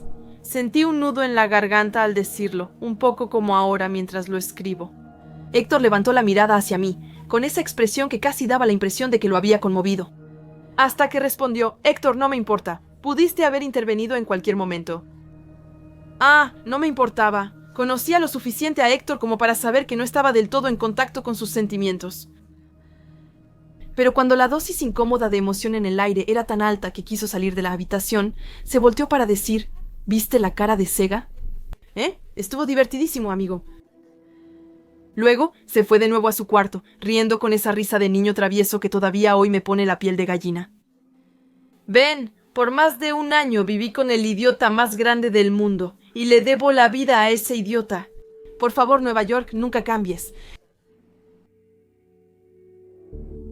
Tras mudarme a Londres, mi compañero de cuarto intentó matarme. Creo que simplemente estaba feliz de que me mudara para cubrir toda la renta que él no pagaba. Y después de un tiempo, pequeñas discusiones sobre la limpieza y la administración del dinero se volvieron bastante peligrosas. Tuve que buscar otro lugar para vivir. Encontré uno, pero debía esperar 2 semanas para mudarme. Y aunque no fue la mejor decisión, esperé hasta el último minuto para avisarle a mi compañero de cuarto porque bien podía irse al diablo. En vez de esperar hasta el día anterior, solté la noticia durante una pelea, 1 semana antes de mudarme. Empezó a hacerse la víctima diciéndome que lo estaba condenando a quedarse sin hogar. Pero si no fuera por su actitud de gran snob respecto al trabajo, tal vez habría tenido un poco más de empatía por él. Los dos fumábamos en el departamento. Entonces, al día siguiente de nuestra pelea, me desperté, me di la vuelta y agarré mis cigarrillos para fumarme uno antes de empezar el día. No es mi hábito más orgulloso, lo admito, pero fumar en mi cuarto era mejor que verlo desde la mañana. Deslicé el cigarro entre mis labios, agarré mi encendedor, pero la maldita piedra de ese aparato viejo estaba rota. Lo intenté una y otra vez, pero no, estaba arruinada. Entonces salí de la cama, caminé hacia la cocina, todavía desesperadamente buscando un encendedor. De repente, al deambular por la cocina, percibí un fuerte olor a gas. Y bajo el ruido del tráfico, afuera, escuché que el gas se escapaba de la estufa. Ese maldito psicópata había encendido todas las hornillas de la cocina, sabiendo que yo prendería mi cigarro, haciendo que el departamento explotara por los aires. Apagué todo rápido, abrí ventanas, bajé corriendo y llamé a los bomberos. A mi compañera de cuarto la interrogaron con cautela, pero al no tener pruebas, la policía tuvo que dejarlo libre. El propietario fue comprensivo y acordamos sacarlo del contrato mientras cambiaban las cerraduras. Parece que él ya intentaba deshacerse de él desde antes. Al final me quedé en el departamento. Solo temía a mi excompañero de cuarto. Pero como era sospechoso de lo que seguramente llamaban un accidente, creo que tenía demasiado miedo de seguir el caso y tratar de vengarse. Sin embargo, eso me perturbó por un momento, pensar que alguien podía ser tan vengativo cuando yo solo quería mudarme. ¿Investigas a las personas con las que vas a vivir? Sabes, eso podría salvarte la vida.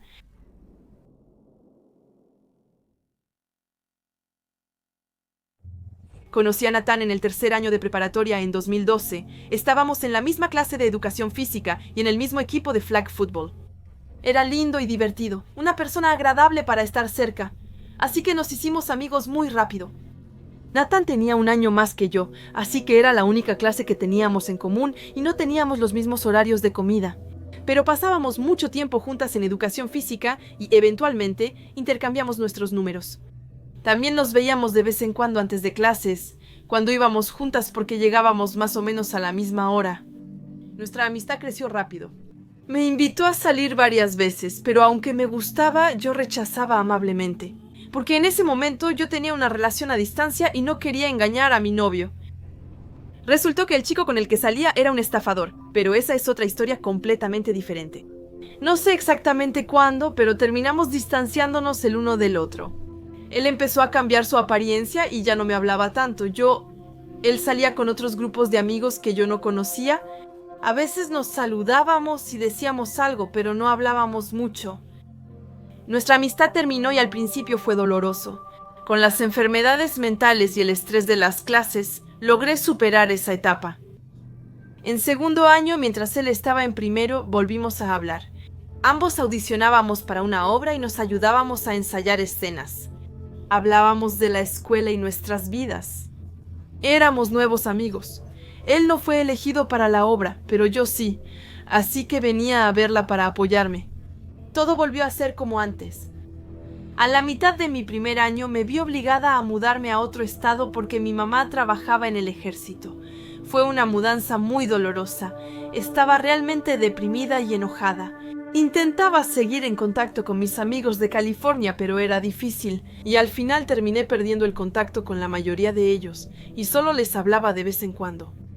Nathan era uno de ellos. A menudo me preguntaba si debía mandarle más mensajes, pero yo estaba muy ocupada y él también.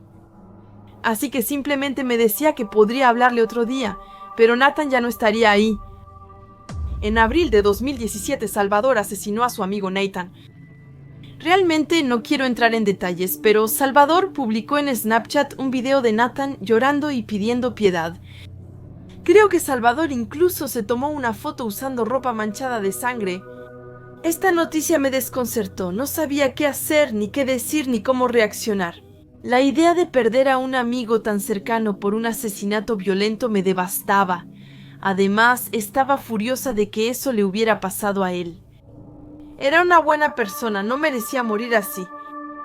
Perder de repente a alguien que conoces y con quien eras tan cercana es un sentimiento extraño.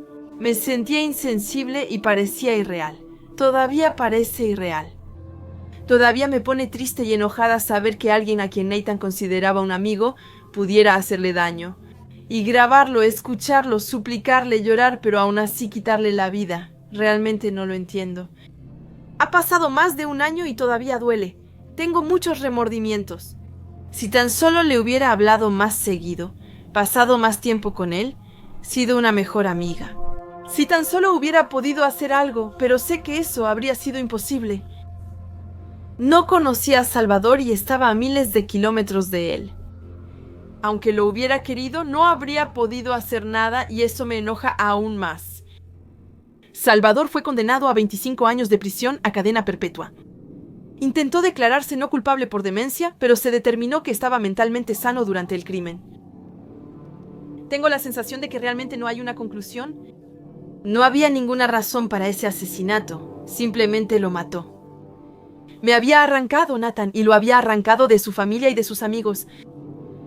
Nunca volveré a hablar con Nathan, su familia nunca lo volverá a ver, sus amigos nunca lo volverán a ver. Él se fue y Salvador sigue aquí, y no es justo. Espero que se pudra en la cárcel por lo que hizo. No me considero una mala persona, pero creo que somos capaces de hacer cosas malas en momentos de estrés. Apuesto que la mayoría puede identificarse con eso. Tengo 15 años y vivo en Salinas, Kansas. Mi primer año de prepa fue muy difícil. Me peleaba. Me agredían seguido durante la semana y tuve más problemas de los que merecía. Fue apenas recientemente que logré volver al buen camino. En fin, volvamos a la Navidad pasada en 2016. No hacía tanto frío en Kansas ese año, así que salí a patinar a medianoche, como de costumbre. Hablaba con una chica que no se interesaba en mí.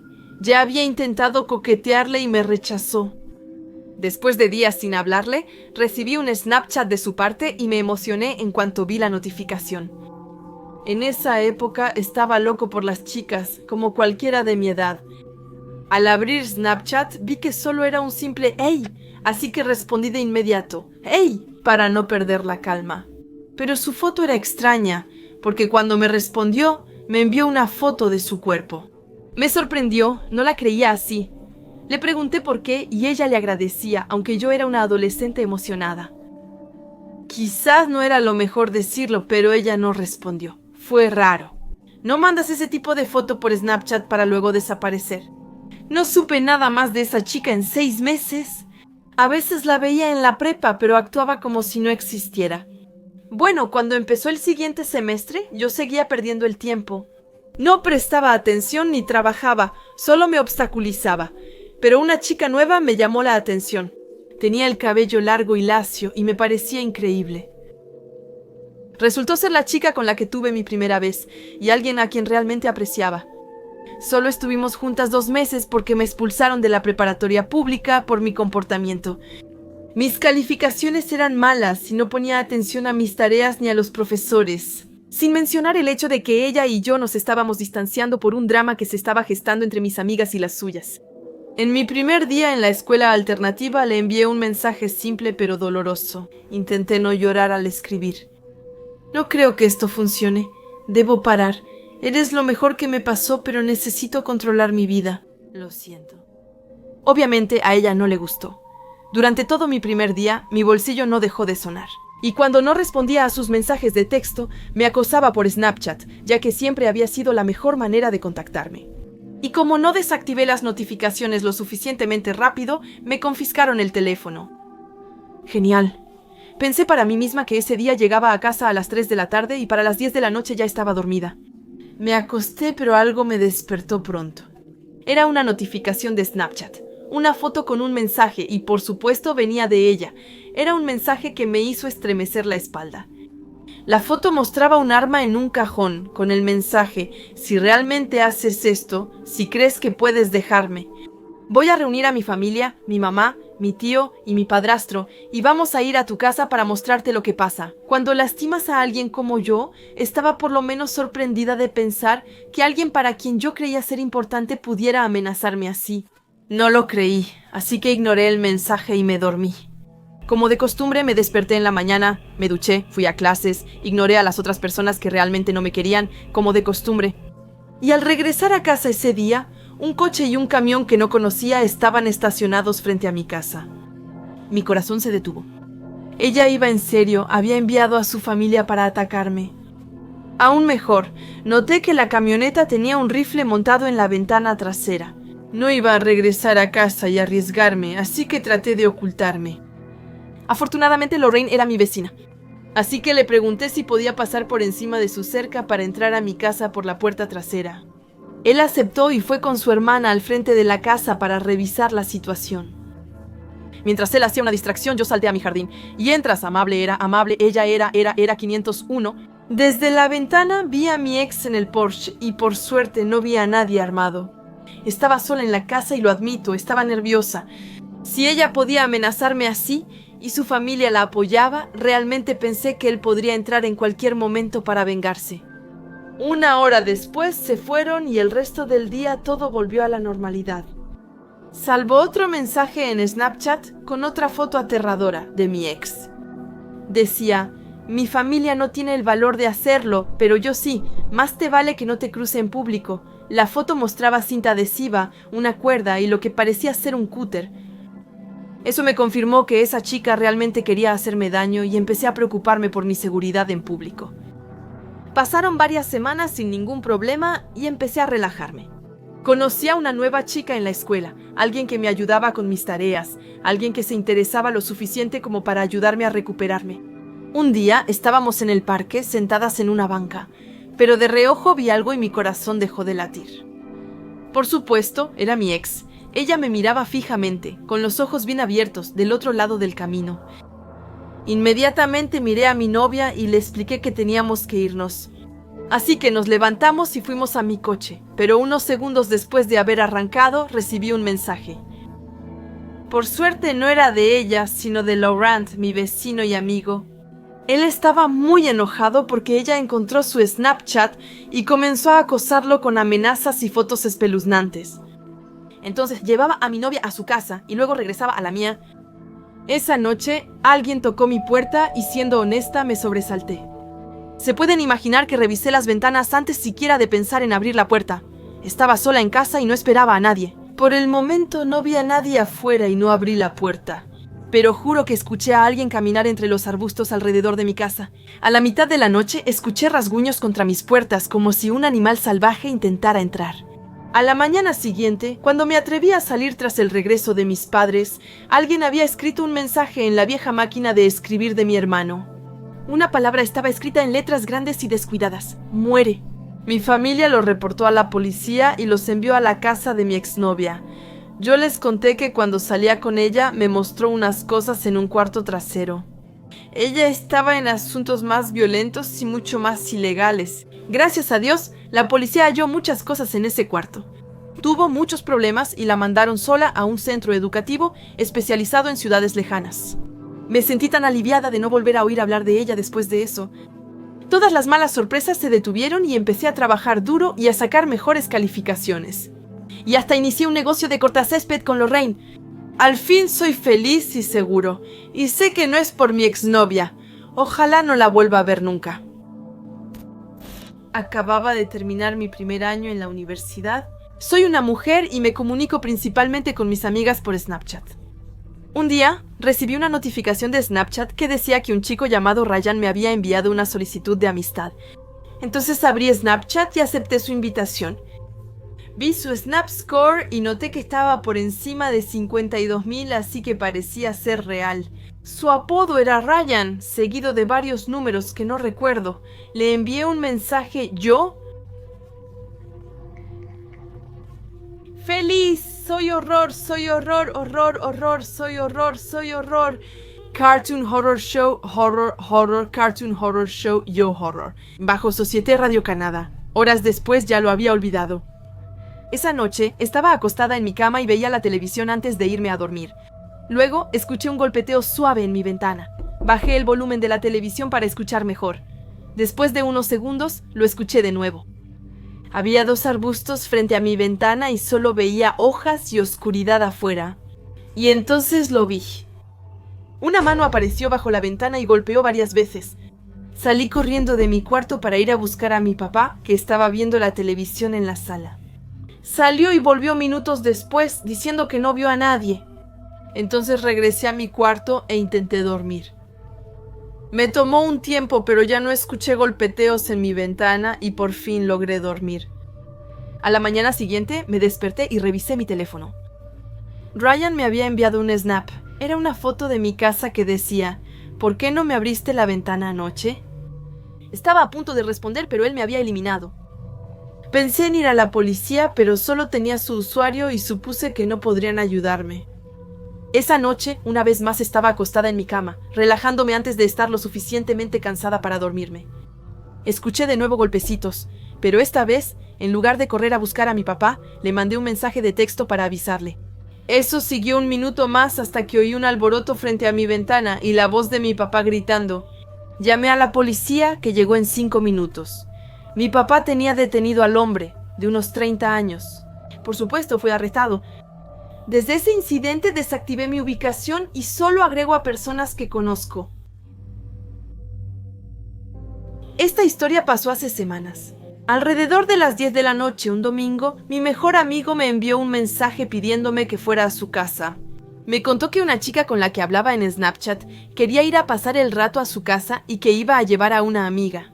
Debería ir a pasar el rato con ellos. Me dijo que probablemente solo íbamos a relajarnos y platicar en el auto. Realmente no quería ir, pero es mi mejor amigo y es como un hermano para mí. Así que pensé que iba a ser un poco espontánea. Conduje hasta su casa y me estacioné al borde de la carretera. Él salió de su casa y se sentó en el coche conmigo. Me contó que había estado hablando con ella durante aproximadamente un mes y que parecía bastante buena onda. Me enseñó su mapa de Snap, donde se ve la ubicación de amigos si está activado. Recuerdo la de la chica en verano y se la veía en una carretera a 10 minutos de aquí. Ella aparece de nuevo, implacable. Hay que aprovechar, un jinete en Razous. Ahora ella estaba en la ciudad después de la nuestra. Mi amigo no entendía a dónde iba ella, así que le envió un snap. Esperamos unos minutos, pero ella no respondió. Volvimos a revisar el mapa. Ella estaba en el estacionamiento de un parque, a unos 20 minutos de aquí. Mi amiga la llamó, pero no respondió. Ya era casi medianoche, así que cancelamos y volvimos a casa a dormir. En ese instante ella le mandó un snap a mi amiga avisando que ya venía. Finalmente, él decidió esperarla y le respondió que sí. Aproximadamente 20 minutos después, un coche llegó a la calle y se estacionó a unos 10 metros de nosotras. Mi amiga le dijo que estábamos en un coche frente a ella. La observamos salir y pudimos ver que había al menos 3 hombres altos con ella en el coche. ¿Lo viste?, preguntó mi amiga. ¿Los hombres?, dije. Sí, respondió. Ella salió y empezó a caminar hacia nuestro coche. Cuando ella llegó a unos metros de nosotras, mi amiga me pidió que condujera. Encendí el coche y salí a la carretera. La chica pareció sorprendida y se quedó ahí hasta que el coche en el que estaba llegó a su lado, donde volvió a subirse. Salí de la calle de mi amigo y vi que el coche nos seguía. Giré en cuanto pude e intenté perder al coche. Manejé unos kilómetros a la preparatoria, que estaba cerca, apenas viendo el coche detrás. Al acercarme a la escuela, vi un coche de policía en el estacionamiento y entré también. El coche que nos seguía nos rebasó, así que nos detuvimos con el policía, quien nos preguntó qué hacíamos ahí. Le contamos la historia, y cuando mi amigo estaba a punto de mostrarle su Snapchat, ella ya lo había bloqueado. El policía nos pidió volver a casa y obedecimos. Me alegra que mi amigo me pidiera conducir. No sé qué habría pasado si no lo hacía. Hace 3 años ocurrió esta historia. En ese entonces me gustaba mucho Snapchat y era el medio de comunicación que más usaba. Tenía muchos amigos en Snapchat, de los cuales a muchos ni siquiera conocía. Solo teníamos amigos en común, o íbamos a la misma escuela. Recuerdo que una chica llamada Nadia publicó en su historia que vendía su MacBook Pro por $1000. Era una muy buena oferta y yo estaba buscando una nueva laptop. Entonces le respondí a su historia diciéndole que estaba interesada. Ofrecí $800 y acordamos en 900. Quedamos de vernos al día siguiente en el estacionamiento de un garden center junto a la autopista. El trayecto me tomaba más o menos 20 minutos. Al llegar, vi un estacionamiento tranquilo con solo 5 o 10 autos. Le mando un snap para avisarle que ya llegué, y ella respondió preguntando qué tipo de auto tenía. Le contesté y me dijo que ya venía. Miré a mi alrededor, pero no vi a nadie en el estacionamiento, solo autos vacíos. Estaba estacionada junto a unos árboles y un contenedor al final del estacionamiento. Desbloqueaba mi teléfono cuando de repente escuché que algo golpeaba la parte trasera de mi auto. Me volteé para ver a un hombre detrás de mi auto. Luego escuché algo en la parte delantera de mi auto. Y al darme la vuelta, vi a otro hombre cerca de mi parabrisas. Empezaron a golpear mi auto por ambos lados. Encendí el auto rápidamente. Los hombres intentaban bloquearme sujetando la parte frontal y trasera de mi auto para que no pudiera evadirlos. Al intentar salir, logré girar y empujar lo suficiente a uno de los hombres para poder dar la vuelta e irme. Ambos me siguieron corriendo y golpearon mi auto varias veces. Logré perderlo y conseguí salir de esa situación. Conduje hasta mi casa sin detenerme, y al llegar, mi auto tenía algunos daños, pero nada demasiado serio. Nunca me tomé la molestia de reportar ese incidente, porque al llegar a casa, Nadia obviamente ya me había bloqueado. Esta historia me pasó el verano pasado. Tengo 20 años y curso el 3er año de licenciatura. Solo me relajaba con mi teléfono. Una noche, un poco después de la 1 de la mañana, me estaba preparando para ir a dormir cuando vi la notificación de Snapchat en la parte superior de mi pantalla. Una chica llamada Kathleen Smith acababa de agregarme. Su nombre me resultaba un poco familiar, pero realmente no sabía quién era. Entonces abrí la aplicación y la agregué también. Luego fui a Instagram y busqué su nombre para ver si la conocía. Desafortunadamente, había muchas mujeres llamadas Kathleen Smith, así que no sabía cuál de ellas era. Regresé a Snapchat y miré su Snap Score. Al ver que solo era de 5, me di cuenta de inmediato que probablemente era una cuenta falsa, y la eliminé. Entonces me fui a dormir. Al despertar a la mañana siguiente, había recibido un montón de notificaciones de Snapchat de Kathleen Smith. En ese momento me di cuenta de que mi configuración de Snap permitía que personas que no eran mis amigas me enviaran mensajes. Primero había 2 mensajes. El primero decía, me eliminaste, y el segundo decía, ah. Los 2 siguientes snaps eran fotos completamente negras, con varios mensajes de insultos diferentes. Eso me preocupó muchísimo, y al hacer clic pensé que era una buena idea. Me dije a mí misma que era una buena idea. Eso vino después. El perfil deslizaba hacia abajo, el trabajo temporal no me dejaba, y las comedias deportation, y la nota decía, cuídate. Entonces recordé que mi ubicación en Snapchat seguía activada y que, aunque ya había eliminado a Kathleen, de todas formas habíamos sido amigas. durante unos buenos 10 minutos, lo cual era más que suficiente para tomar una captura de pantalla de mi ubicación en el mapa. Envié mensajes a mis amigas para confirmar que no era una broma.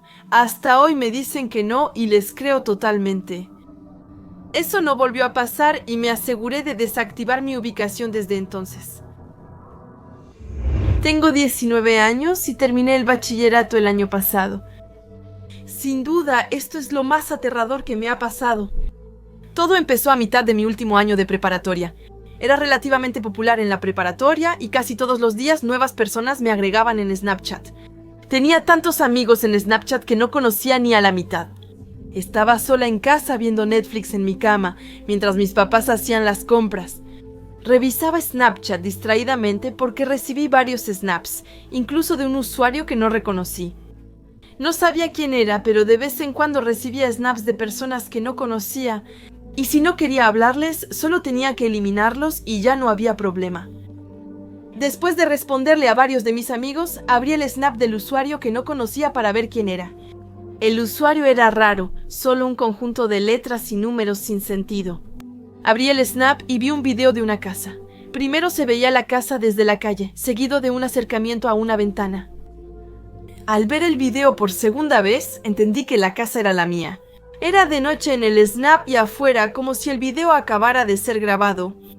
Eso me asustó de inmediato y pasé de estar relajada a completamente aterrada. El snap se envió hace 22 minutos, así que esperaba que esa persona ya se hubiera ido. Por seguridad miré por mi ventana hacia la calle, pero no vi nada ni a nadie. Todo parecía silencioso como una noche normal, lo cual me tranquilizó un poco. Pero recibí otro Snapchat de esa persona. Con las manos temblorosas, abrí Snapchat y encontré un nuevo video. Esta vez se veía el interior de un sótano y lo reconocí de inmediato. Era el mío. Nuestro sótano estaba sin terminar y la luz era tenue, y reconocí nuestra lámpara. Corrí a mi puerta, la cerré con llave y pegué el oído, alerta a cualquier ruido. Mientras marcaba el número de emergencias en mi teléfono, susurraba en mi teléfono cuando alguien contestó y les explicaba lo que estaba pasando. Entonces fui a esconderme en mi closet. Me explicaron que la policía llegaría en unos 10 a 15 minutos y eso no era para nada lo que quería escuchar, porque parecía una eternidad. 5 minutos se sintieron como horas, pero no escuché ningún ruido. Entonces recibí un nuevo snap. No me importaba y no iba a abrirlo porque sabía que solo me asustaría aún más. Pero seguí recibiendo cada vez más snaps y pensé que mi teléfono iba a explotar. Después de eso, la persona intentó llamarme. Escondí mi teléfono entre mi ropa y esperé a que llegara la policía. Pasaron unos minutos y luego escuché el sonido aterrador de la manija de mi puerta girando. Me alegré de cerrar la puerta con llave, aunque no sabía si esa persona podría derribarla. Mientras pensaba en eso, escuché un gran estruendo proveniente de la puerta y al mismo tiempo escuché el sonido de las sirenas. A lo lejos, no oí otro estruendo, solo el sonido de alguien huyendo. Me escondí en mi armario hasta que llegó la policía, pero el hombre ya se había ido. Estaba agradecida de estar viva y sana. La policía permaneció conmigo hasta que volvieron mis padres y quien entró a nuestra casa llegó casi una hora después. Era un hombre que estudió en mi preparatoria 3 años antes y me rastreó en Snapchat para saber dónde vivía. No sé por qué entró a mi casa, pero entró por una ventana del sótano. Supongo que no escuché nada porque estaba viendo Netflix con mis audífonos puestos. Más tarde tuve el valor de ver los últimos snaps que él me había enviado y me dieron escalofríos. Primero, un video de él acercándose a mi puerta, luego una foto de la puerta con Sol escrito en mayúsculas. La última era una foto de su rostro, con una sonrisa realmente aterradora en los labios.